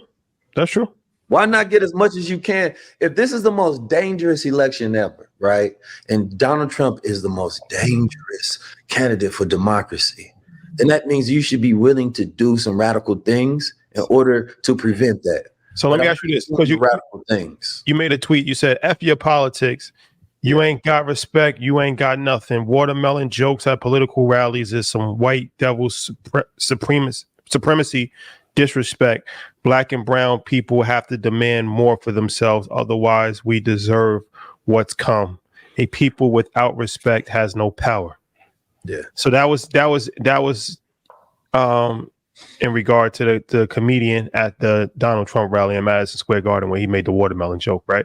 Yeah. So do you feel that Donald Trump has empowered this level of records? Like you said, Dr. Phil goes on there. He talks about how DI must die. DI has just become the new word to just say fuck black people pretty much. Yeah. But because it don't even make sense. There's no DI. You're talking about we get less than 1% of funding that make up less than 1% of corporate CEOs. Like there is no DEI, right? Like so the fact that they feel threatened when he actually his whole career is responsible for a black woman. Goddamn, Oprah wanted to diversify with white male audience. That's a fact. That's a fact. There. She wanted to be safe. She wanted to be safe to white people, so that's why she put Dr. Oz, Dr. Phil, Rachel Roy. The list goes on. But what does that mean? That tweet that you put out, is that targeted towards Donald Trump, or is that just targeted in general? It's targeted towards us and the idea that if we don't have respect, nothing we do matters, right? All throughout our movements, It was about how do we gain global respect. If you look at the Nation of Islam, the reason in the Marcus Garvey movement, they dressed up in suits, right? And bow ties and clean cuts, and they were disciplined, and they got global respect. So now people actually want to talk to them and be allies and things of that nature. When the Honorable Minister Louis Farrakhan did the Million Man March and Muammar Gaddafi wanted to give $1 billion to be an ally, right, for economic improvement in the Black community, that's because he respected what Black men had done and how they came together, right, and was fighting for themselves. We was on a Save Yourself campaign. That's self-reliance, that's self-respect. But at this point in level, we're not asking even for respect, right? You can be for your political party and also demand respect in a certain standard of how people treat you, right? Otherwise, you will have no power. You got no influence, you got no force. Because basically what both sides are doing in a lot of different ways, you know, you're giving up your dignity for something you think is more important than that, right? So some people will be like, well, and then deflection is the tactic of the day, right? Mm-hmm. So when you bring up one person, they be like, but Kamala, then you bring up something about Kamala, but Trump. That means that you can't actually stand on any standard whatsoever. But here's the thing. These things, when you have a disagreement with your party and you can actually criticize them, that brings the people together, because that's where the people will actually find agreement, right? And then that makes more sense, because it was never supposed to be, you know, the government or the people relying on the government. The Constitution was set up in a certain framework so that a tyrannical government can never have too much control over the people. Right. That's why you got the right to bear arms. That's why you have freedom of speech and things of that nature. But after Occupy Wall Street, after Bush had drove the country down into the ground, right, people wanted to change so much they was willing to let a Black face come in there with hope and change. Right. So we wanted something different. We wanted to believe that this country can have an upward trajectory.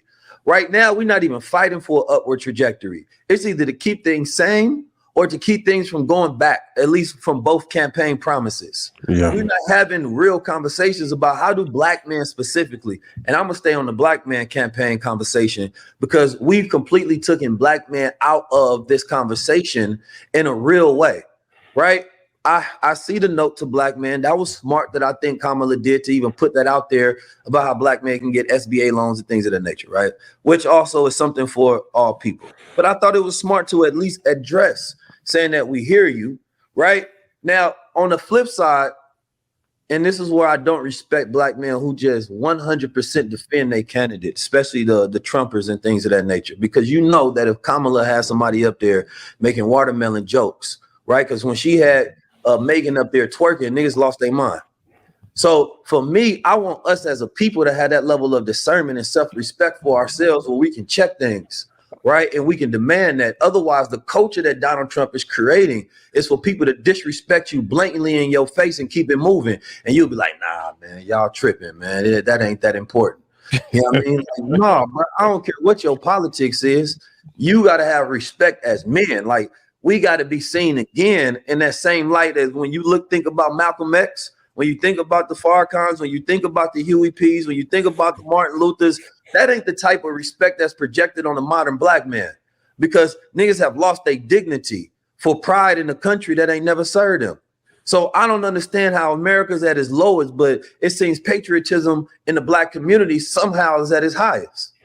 This not making sense. Not when statistically we ain't getting nothing. And that's where the Democrats take a lot of the blame as well, because Black men ain't never had it good under Democrats as well. We're in the Democrats right now, niggas is complaining. So we not gonna act like it's been sunshine with you and it's just hell over here. We understand that it's two wings of the same bird. Ian, any I'm out of pocket. Motherfuckers got mad at me over saying we're not getting reparations. I'm not saying nothing. See you in Forbes. But listen, man, go. See you in Forbes. I'm done. See you in Forbes. Go happily vote and get your sticker. Go do your thing, right? Go vote for what you believe in democracy and say it's aligned with your code and values. After that, immediately after that moment, right, you still have a responsibility to prepare you and your family for the future. We have a responsibility to control our communities, control our wealth, control our power, control our health, control our health, our dignity, our spiritual and moral compass, so that the trajectory of Black America And is our on. families. And we have to focus on getting global allies and stop trying to box us in one way.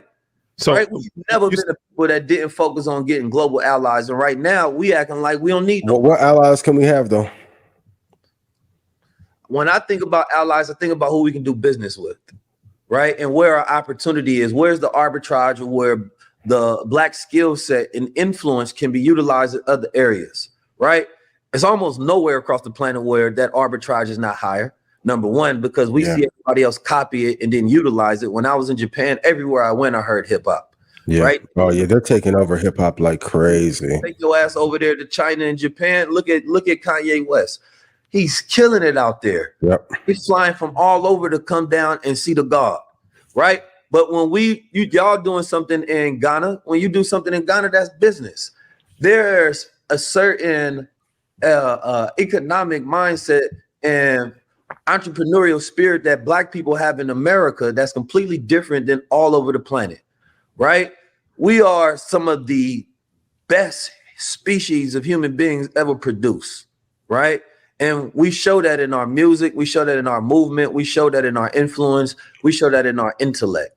You take that anywhere else across the planet and it's worth a lot. So we should definitely be directly working with the governments of Africa, right? They need to open up the bag, you know what I mean? So that you can start to create more of that tourism. And then there should be entrepreneurs who go over there and then create businesses and industry to help build that up. Africa got the youngest continent, right? It's the reason why everybody else is going over there thinking about a 20, 30, 50-year plan on how they can take advantage of bringing infrastructure over there with a lot of these new technologies, right? But we already, 100+ years in with this entrepreneurism.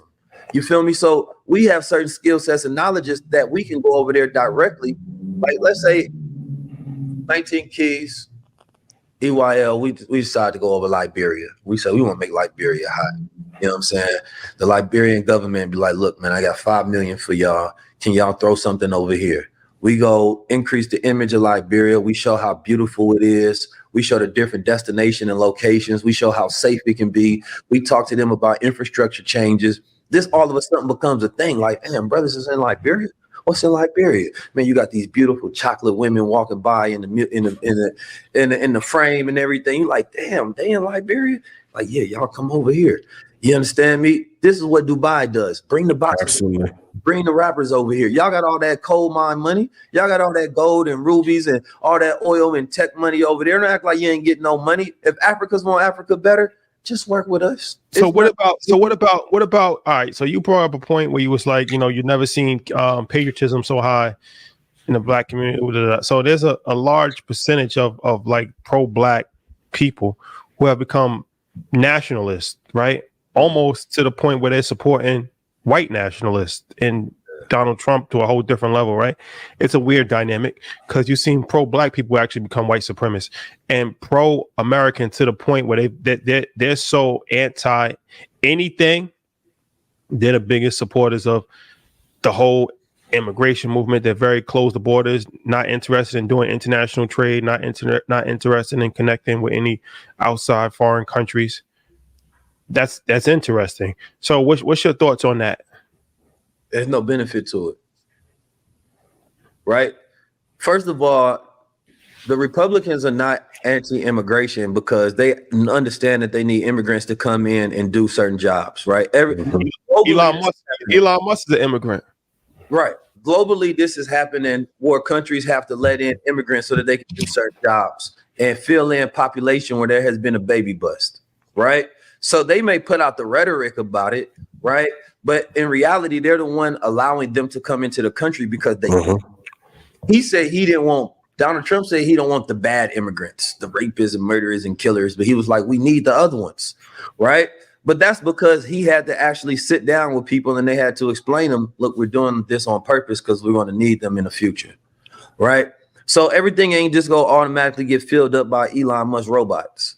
You know what I mean? You actually need people to come in here and do the jobs that nowadays Americans, quite frankly, do not want to do. They still have to get done, right? But I can also understand the frustration with a lot of people seeing government resources going to immigrants when we say that there's existing problems that haven't been dealt with here, right? I can understand American people saying that, why all this money going to war, but you saying that you ain't got no money here, right? Yeah. And that there's been a consistent degradation in the quality of life in America, yet we seem to have money for all of these foreign things and all this foreign interest, yet you cannot find it when it comes to the American people, right? So in one way, patriotism is high as far as when it's election season and everybody is dependent upon the government to go shift, and there's a structure of draining the swamp, so to speak, right? Changing the feds, right? Changing the media, right? Changing pharmaceutical companies and industries and things of that nature.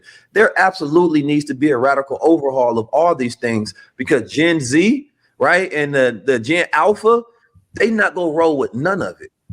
That's the thing. This next generation is going to be the most anti-establishment generation ever, the most eco generation ever, right? They all into sustainability. They're completely going away from capitalism.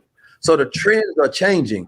And this is why I don't like when the conversation is not about the future, right? Because we're not talking about the youth at all, right? We're not talking about how they've been disproportionately affected by social media and how it has decreased the intellect and education and literacy levels in America. We're not really getting to the point of the fact that we 50% obese in this country and the other 50% got some other illness. So America is sick, right? When I travel other places, I don't see that many obese and big back people. That's rare. Here taking the Ozempic Olympics, going crazy with those shots. Shout out to Ice Spice. You know what I'm saying? So Black men has always been number one in social advocacy, specifically in communities and in health, and fighting against oppressive systems and things of that nature, right? What we need is more resources to do that. That's it. We need more resources collectively to where we can call upon each other to be like, all right, how do we change what we fund and what we watch and what we do? Because at the end of the day, nobody should feel sorry for us, because we do have the power now to do all those things. We're just not demanding it from ourselves. And that's when it goes back to self-reliance, self-respect, self-accountability, and saving yourself. To both of you and to everyone here tonight, in 4 years, do you think the country will be better off or worse off? Worse. How could it get better? There's no signs of this country getting better. Where's the signs at? These are all bad signs. Us. You know what I'm saying? There's no signs. We know, you know, that the stock market is propped up. The market is permanently rigged to stay up. Propped up. But when that lever comes under and it falls, it's gonna be ugly outside. See you in Forbes. There's this energy in the air of try to get as much as you can while you can. You know what I'm saying? And try to have, there's brothers building compounds right now because they're afraid of what's going to happen. But you won't see those brothers that got that money coming outside and talking about Black America prepare. Mm-hmm. No. You know what I'm saying? You're not going to hear those type of conversations. But we should be stocked up on emergencies. We should really be getting together who are groups that we're going to be working with. And we should also be trying to solve for not just the fall of America, but the rebuilding of our America, right? There's new intelligence and new sectors and new economies that are emerging.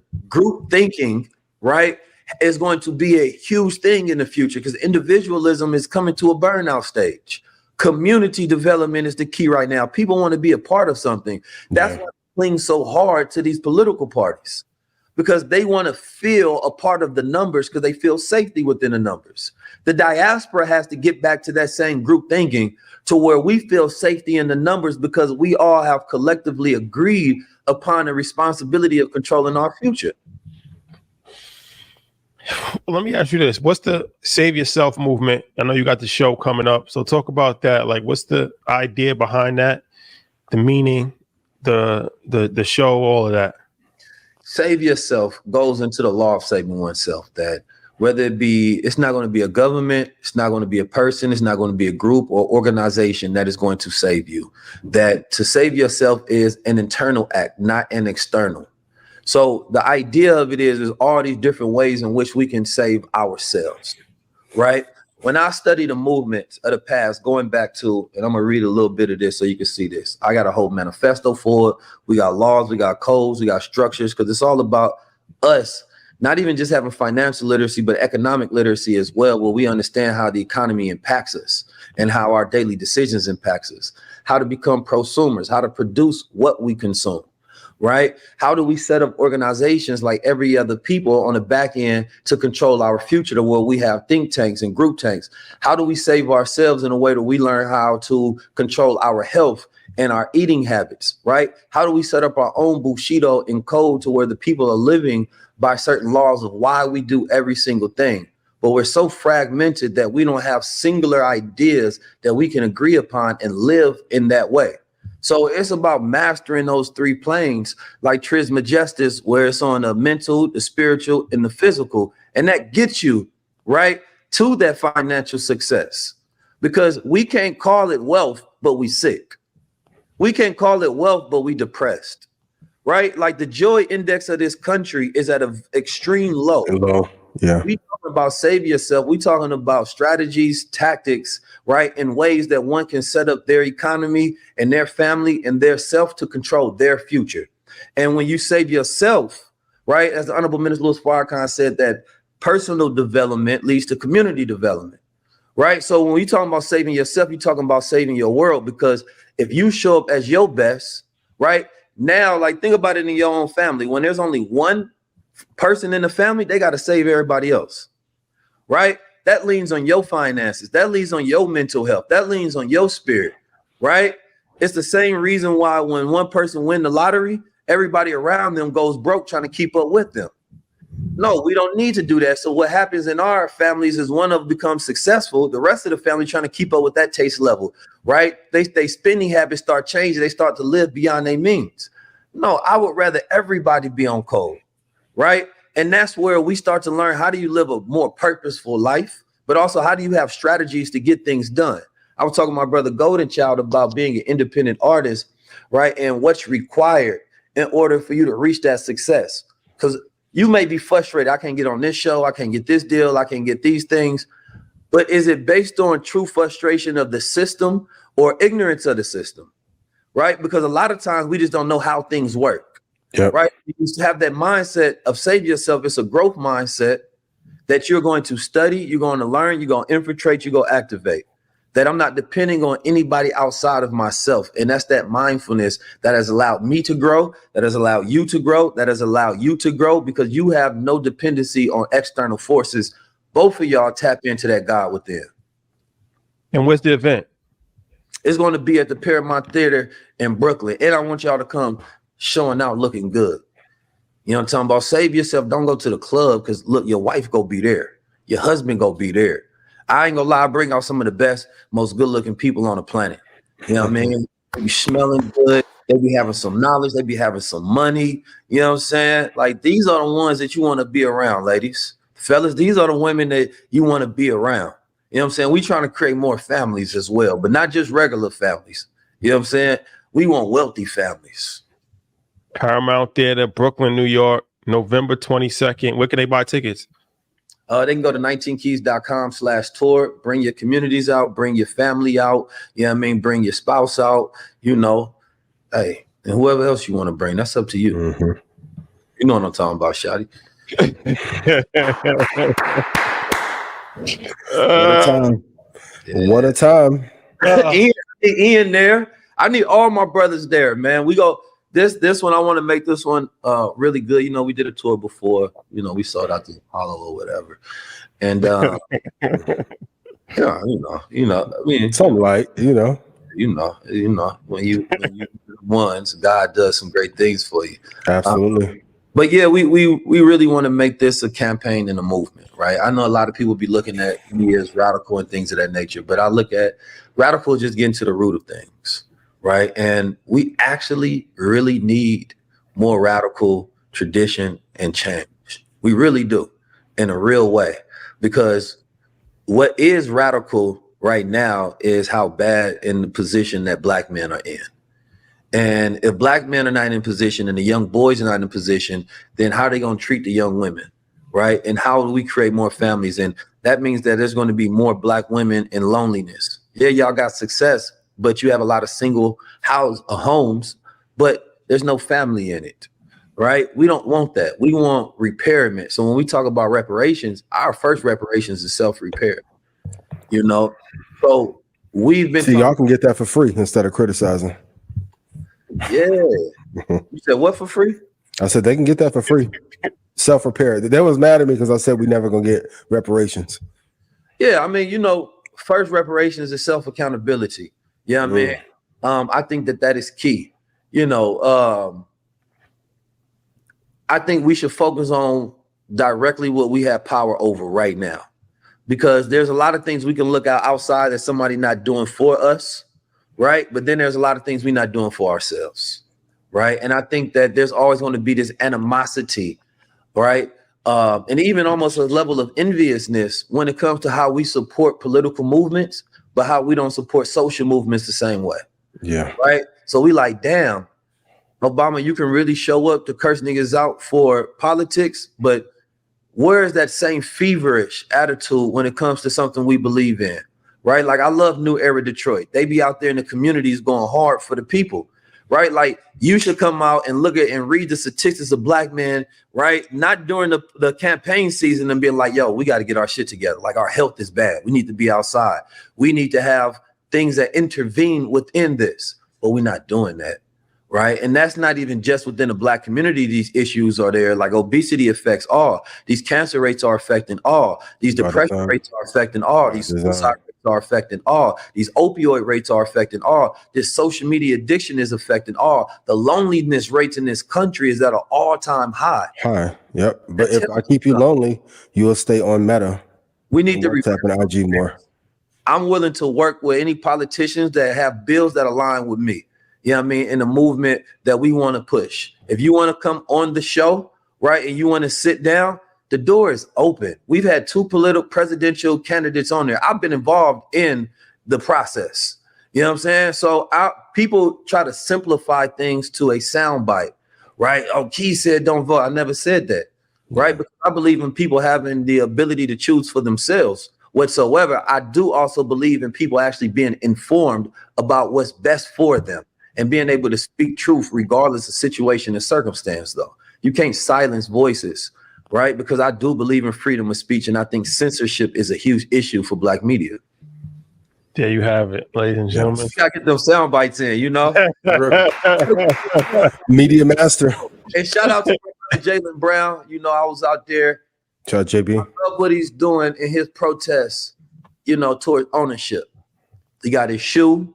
This is a real shift. Him and Kyrie Irving. Yep. This is where the black community. Nike dropped the fucking ball twice. Or fail. When we don't, we get mad when Nike does something that we consider racist, right? But when there's brothers that say, okay, well, I'm going to do for self, right? I'm going to save myself. I'm going to put my money up. I'm going to hire my family. I'm going to hire my team. I'm going to create my own. I'm going to be a prosumer. I'm going to produce what I consume so that my personal economy and the leverage of my identity, right, it's funneling to a product that I own. Not only that, I want to be somebody that's for the community, because both of these brothers have things that they're doing for communities, for us. So when we don't champion voices like that and get behind it feverishly, you know what I'm talking about? I mean, like, everybody should be on that. Then that shows me that we ain't ready to be free. That shows me we ain't ready for reparations. You know what I mean? Because supporting each other is reparations, right? Fighting for each other is reparations. Building family is reparations. Working out is reparations. It ain't a check that they can cut you that will change your mental situation, except, like, you know, if you stressed because you broke. But beyond that, you know, I keep bringing up Japan, and I'm going to let y'all brothers go after this. They got the concept of ikigai, which is to find a reason to be, a purpose, right? Out there is group thinking. Here's individual thinking. Group thinking means you don't want to bring shame to your family. So you go do your job very well. You're going to behave in society very well. You're going to show up at your best very well, right? And the idea that ikigai is finding something you love, right? Finding something you're good at, finding something that the world needs, which doesn't have to be like you trying to change the world. The world needs janitors. But if you love it and you're good at it, man, I'm all for you, because your joy is going to be higher, right? And then, of course, finding something that makes money, because we need that in this modern world in which we live to be able to barter and trade and things of that nature. And I think that gives you a mission, that gives you a purpose, that gives you a guide in life to where it doesn't have to stay the same, but you can start to flow with that. And you can understand that if I'm not hitting all those tickers, then I'm not living within the flow of what my life should be. Right. And I think we got a lot of people that have things that they love to do and they're good at, but it don't make money. So therefore it brings down that index. Right. That's not success. And then that can start to cause stress. And then that goes into drugs. And then that goes into mental health issues and things of that nature. I love the fact that there's a code that people live by and there is a way for them to map out their lives. So that for me is how you save yourself. You have a reason why to do everything, right? Instead of just telling our children, go get a job, man. No, follow a path, follow a way, follow a formula. To me, that's saving yourself. There you have it. Man, I appreciate you, my brother. 19 Keys, ladies and gentlemen. I appreciate you, bro. All right, amazing discussion. Shout out to Keys. Save yourself. Save yourself. And shout out to everybody that's championed us, champion Red Panda, champion EYL in our community. Lord knows I've tried to do my part. I know Rashad and Troy have as well. So, but see you in Forbes. Okay. They never really miss you till you dead or you going. That's a fact. That's what Hov said. So on that note, I'm leaving after this song. Yep. Yeah. Can we speak about content creators that are civilians staying out of street business and not detailing the crime? Now, of course, Durk Situation, whomever, if you do the crime, you can get caught. But there are a lot of creators that are. I remember the night Von died, Ak was on live pointing out everyone involved. Same thing happened with this LePab situation. I'm out of Chicago business. I'm from North Forest, Indiana. Shout out to everybody in Chicago, South Side, West Side, all the factions, cool. But I think it's crazy that one of the brightest content creators in our space in hip hop is actively doing police work, or is he incentivized to do that police work for views and other? And when you say actively doing police work, what do you mean? Ak was on live stream with the shooting, with the cameras from LA, detailing the cars and who did the shooting. For what shooting? The Lil Pop shooting. Little Pop is Quando. That happened like 2 years ago, right? A year ago, something like that. And then after the Durk news came out, he hopped on the line with somebody who we won't mention and went through the series of events again. Shout out to the content creator over at Adam's Studio. They thought some Peruvians or Armenians did that shooting until he said it on Adam's platform, who really lined it up.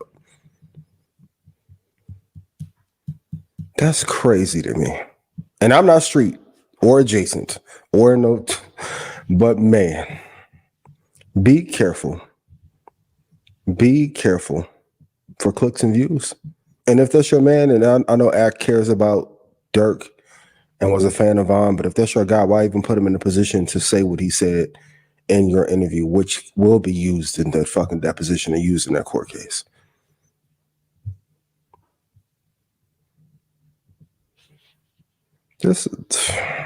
What do I know? Also, too, if y'all tired of me, please write me on Twitter. Tell me, hey, we're tired of you, cancel. Let me know. Get on that plane, just like how he tried to. Oh man. Stock Club call every day. Let me know. Let me know. Cool. Crazy times we live in. We'll praise and adore them while they're telling these tales and stories of what's happening in our neighborhood, and then at the same time turn around and give all the evidence needed. And for those of you like, yo, the police aren't watching Trapler or Ross, and that, yes, the fuck they are. I think everybody should just stop talking like about a variety of different things, especially if you're not in the streets. Yeah, just leave it alone. I talked like 2 weeks ago, like the civilians doing paperwork parties. Are you crazy? But also, especially if you are in the streets, that's even worse, right? Because it's like you can say the person that's not in the streets is just a spectator. They just going off of secondhand information. The person that's in the street, like, that's even more of a reason not to speak. Like, you're actually supposed to be that you're speaking of. Like, you know what I'm saying? Like, why are you doing that? Why are you doing that? Why are you giving commentary on things that you're supposed to you're in that world. The Baby got canceled. Pop Smoke got killed. Young Boy locked up. Durk locked up. Von's dead.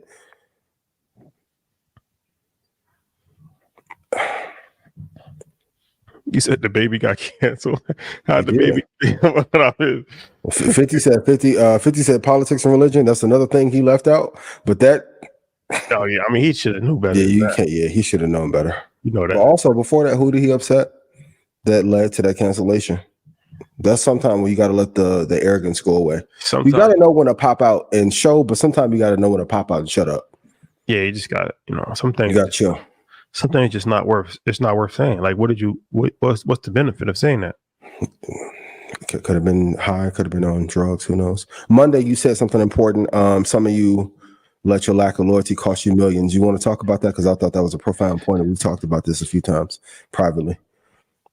Yeah, for sure. It's like selling a home too early, right? It's like or stock, right? Let's say you made 15% on the stock, and It goes up 3,000%. right, exactly, right. Like you short sighted, and that you know, it's ego, pride, people in your ear. It's really a lot of times it's people in your ear. You gotta really be careful of that outside influences because the people in your ear, the whispers of like, yo, you bigger than this, you bigger than them, da da da da. Like you don't need them, like da da da da. All right, cool. You know, all right. Same thing Durk went through. The slide, go slide for Von.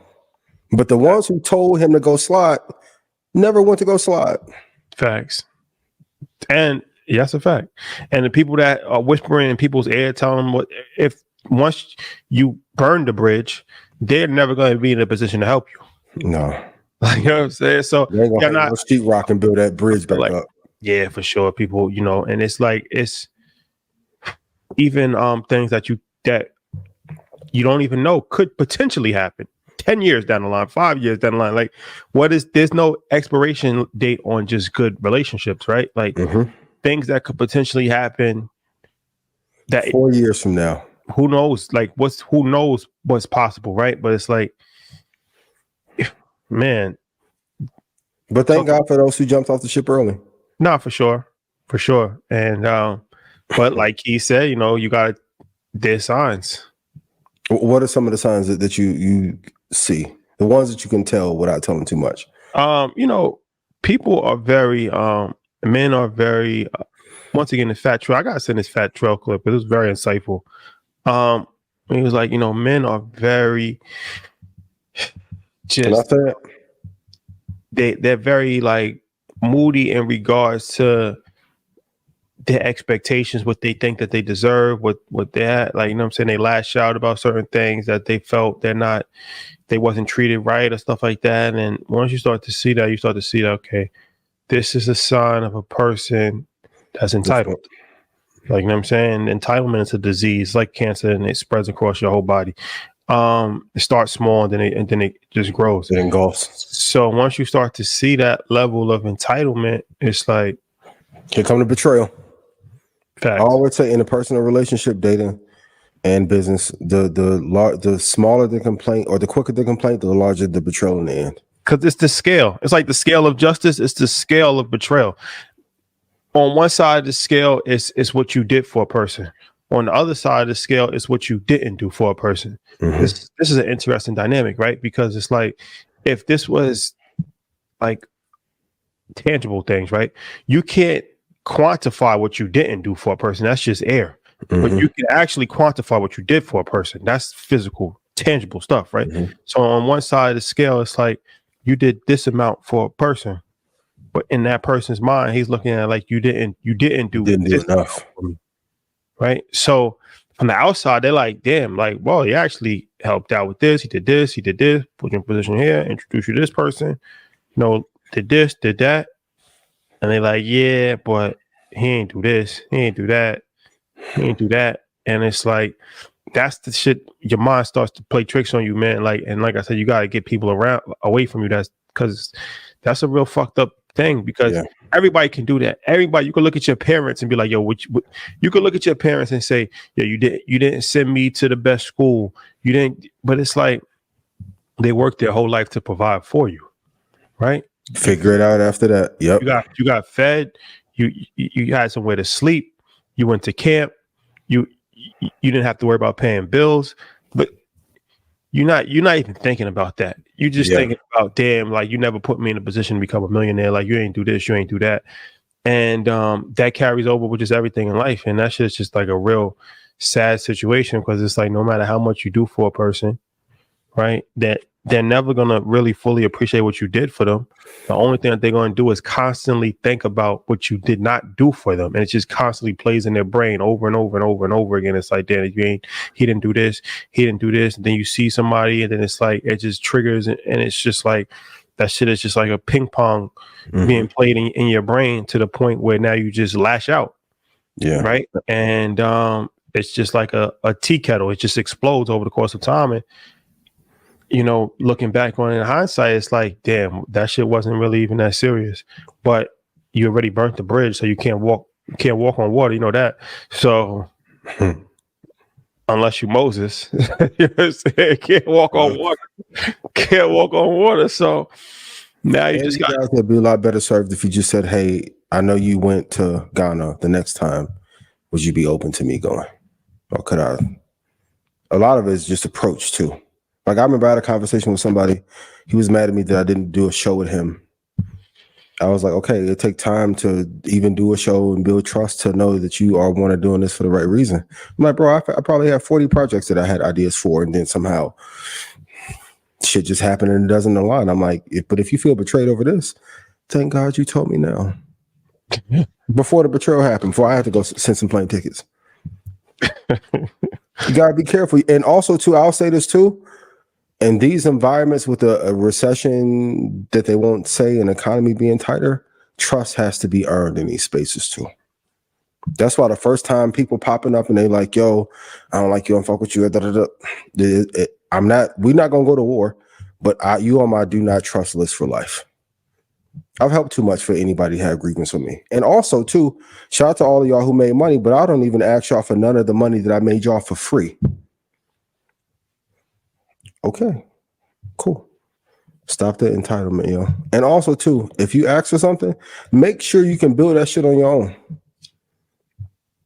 When he said, hey, anybody will do a podcast with me, I already had my shit going. I was an addition to. I didn't say, hey, can you teach me the format, then the stocks, and can I go to every party you go to and every person you date? Can you introduce me to her friend? And y'all be asking for too much. You want the money, power, pussy, all of it. You got some of your life rights. Come on, man. What are y'all doing? Life rights. Jesus Christ. Make you popping. And then when wartime coming, I've realized this too. A lot of the people who tell you to go to war won't pick up arms when it's time to get on that battlefield. I've seen it and witnessed it firsthand, personally, privately, in business. Oh, you should do this and attack this way, and then it's time to go. And it's, damn, everybody, okay. Yeah. Be careful. No, be mindful, man. Be mindful. Oh, everything long term. Everything long term. Durk, hold your head. Nah, Durk, hold your head, man. Chicago, hold your head. Yeah, man, for sure. Rest in peace, FBG Duck, Melly, Devon. That list. Shout out to Keith who made it out. Shout out to Lil Bibby who made it out. Shout out to those in Indiana, Rick Gilla, Grind Family, Thugged Out who made it out. My God, treacherous times, yo. 50-50 records, lucky star. Goddamn, it's treacherous. Yeah, it's tough times, man. Yep. It's tough times, man. All right, ladies and gentlemen, it's been real. You didn't give me no energy for Monday. You know, I don't want to be a tyrant. I don't want to be a tyrant. I feel like I haven't done that in a while. It was needed. And it was needed, but I don't want to consistently do that too often. I don't even want to get that energy because, you know, energy is contagious, right? So I don't want to constantly do that because, you know, I think once in a while you gotta just let people. It's like with parenting, you gotta yell and then reinforce, and then the next 2 months.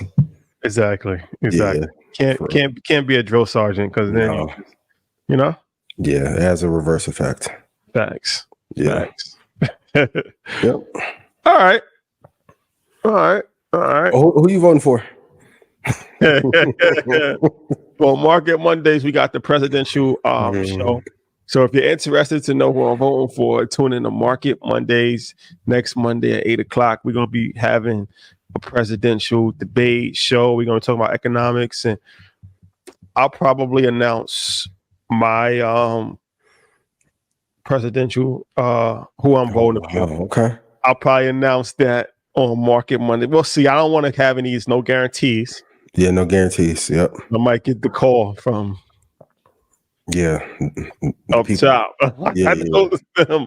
I might get a call from them, and safety first. So at all times, we'll monitor the situation. But do you want to share who you're voting for? No, that's him in the White House, though. Regardless. Regardless. Ford. Regardless. Y'all. I'm go meet with Tomas real quick. Okay. I got a trick for y'all. I got a trick. Okay, cool. I'll see the little we gonna cancel Ian movement. Break that to the Raiders at the right time. Are people trying to cancel you? I don't think somebody's trying to cancel me since I first came out. What you think all that fuck should be about with Ian? But cancel, there's a difference between, they want to get me out of here because they want this motherfucking seat on Market Mondays that I helped create and earned. No, you can't do that. That's impossible. Tough. That's impossible. But nobody's ever been canceled. Come on, a dude just got canceled. Who? He in MDC right now. No. When the feds get you, that's different. R. Kelly, the feds got him. Diddy, the feds got him. That's the cancellation. Well, that's the ultimate camp. I'm talking about in public. Nobody has ever been stayed free, and like what I'm saying, not had no criminal charges. That has not been nobody's been canceled by the people. Ja got canceled. Ja Morant? Ja Rule. No, shout Ja signed my baby jersey. Good dude. Ja Rule got canceled. Nah, Ja Rule still getting money out here. Oh, I'm not saying, but when people turn their back on him, they turned their back on him for sure. Yeah, for sure. Ja get into a bag. He another supreme hustler. That don't get talked about. He in Dubai. Ja is a supreme hustler, man. Ja don't keep a bag. Irv sold the catalog for $150, $200 million. Not a murder. Ja still getting 6 figures a show. I said, Ja still getting to it. Ja still getting to it. I ain't mad at it.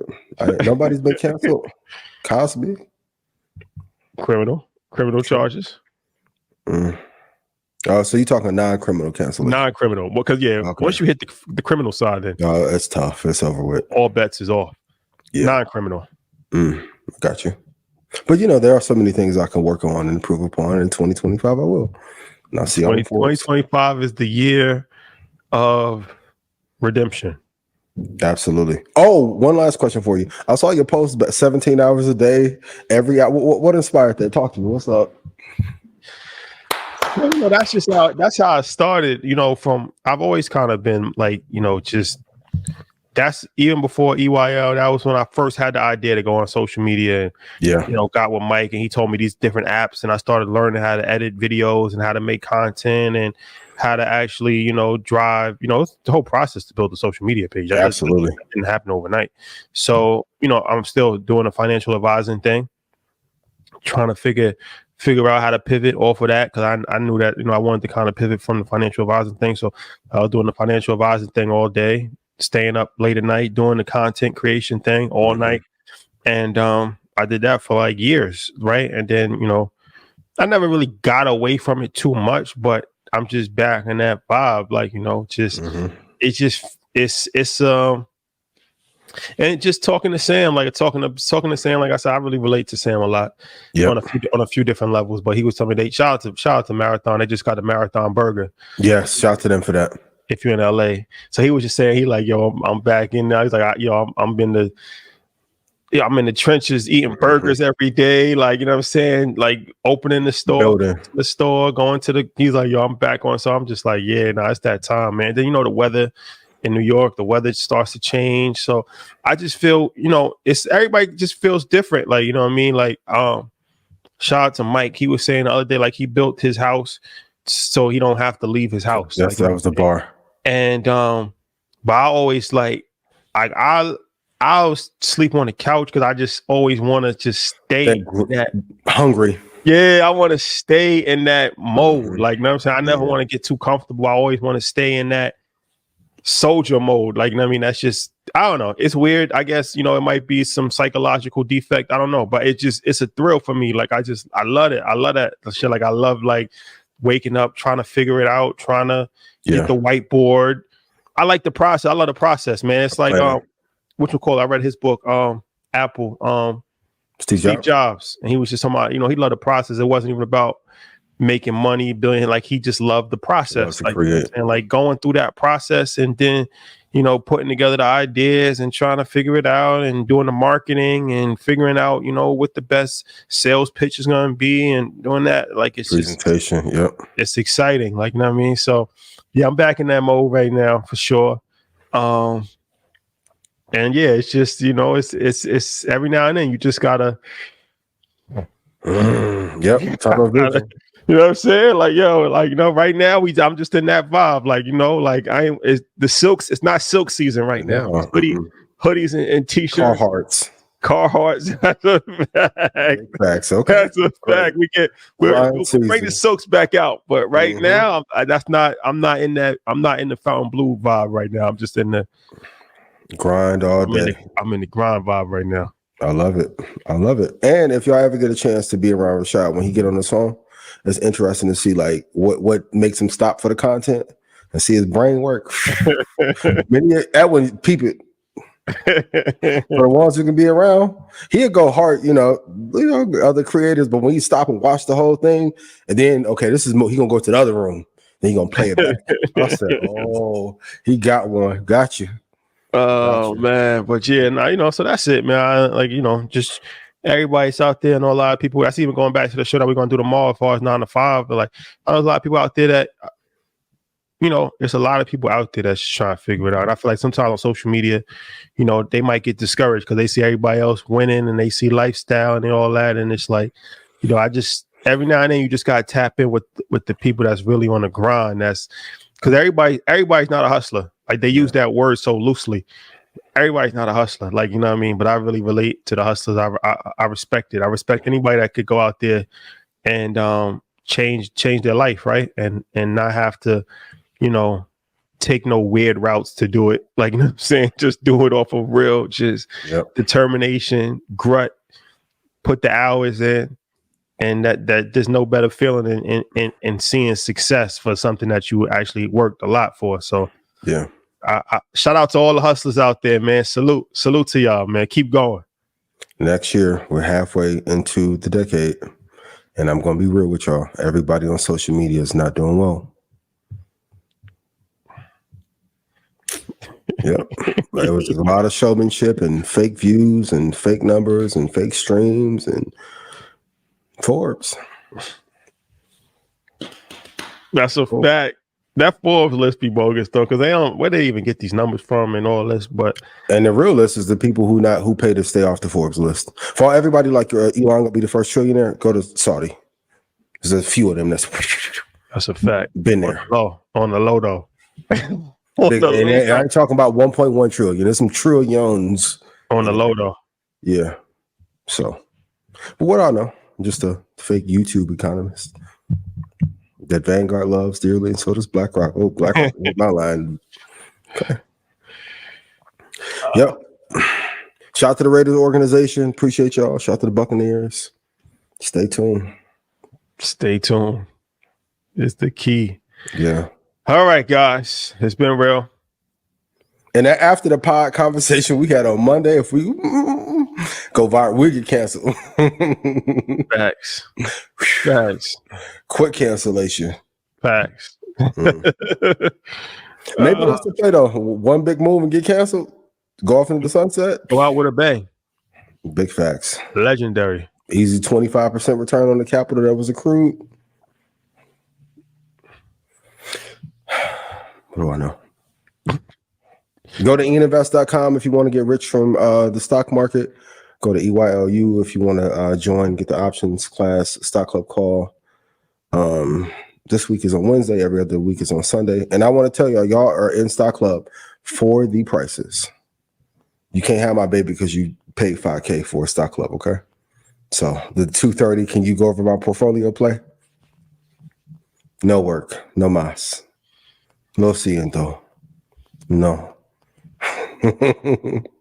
Yeah, I'll be trying it too, boy. you have it. Do you think Nvidia is going to have more capitulation if Trump wins or if Kamala girl? But thank you. Yeah. Yeah. All right, guys. Love y'all. Peace. Peace.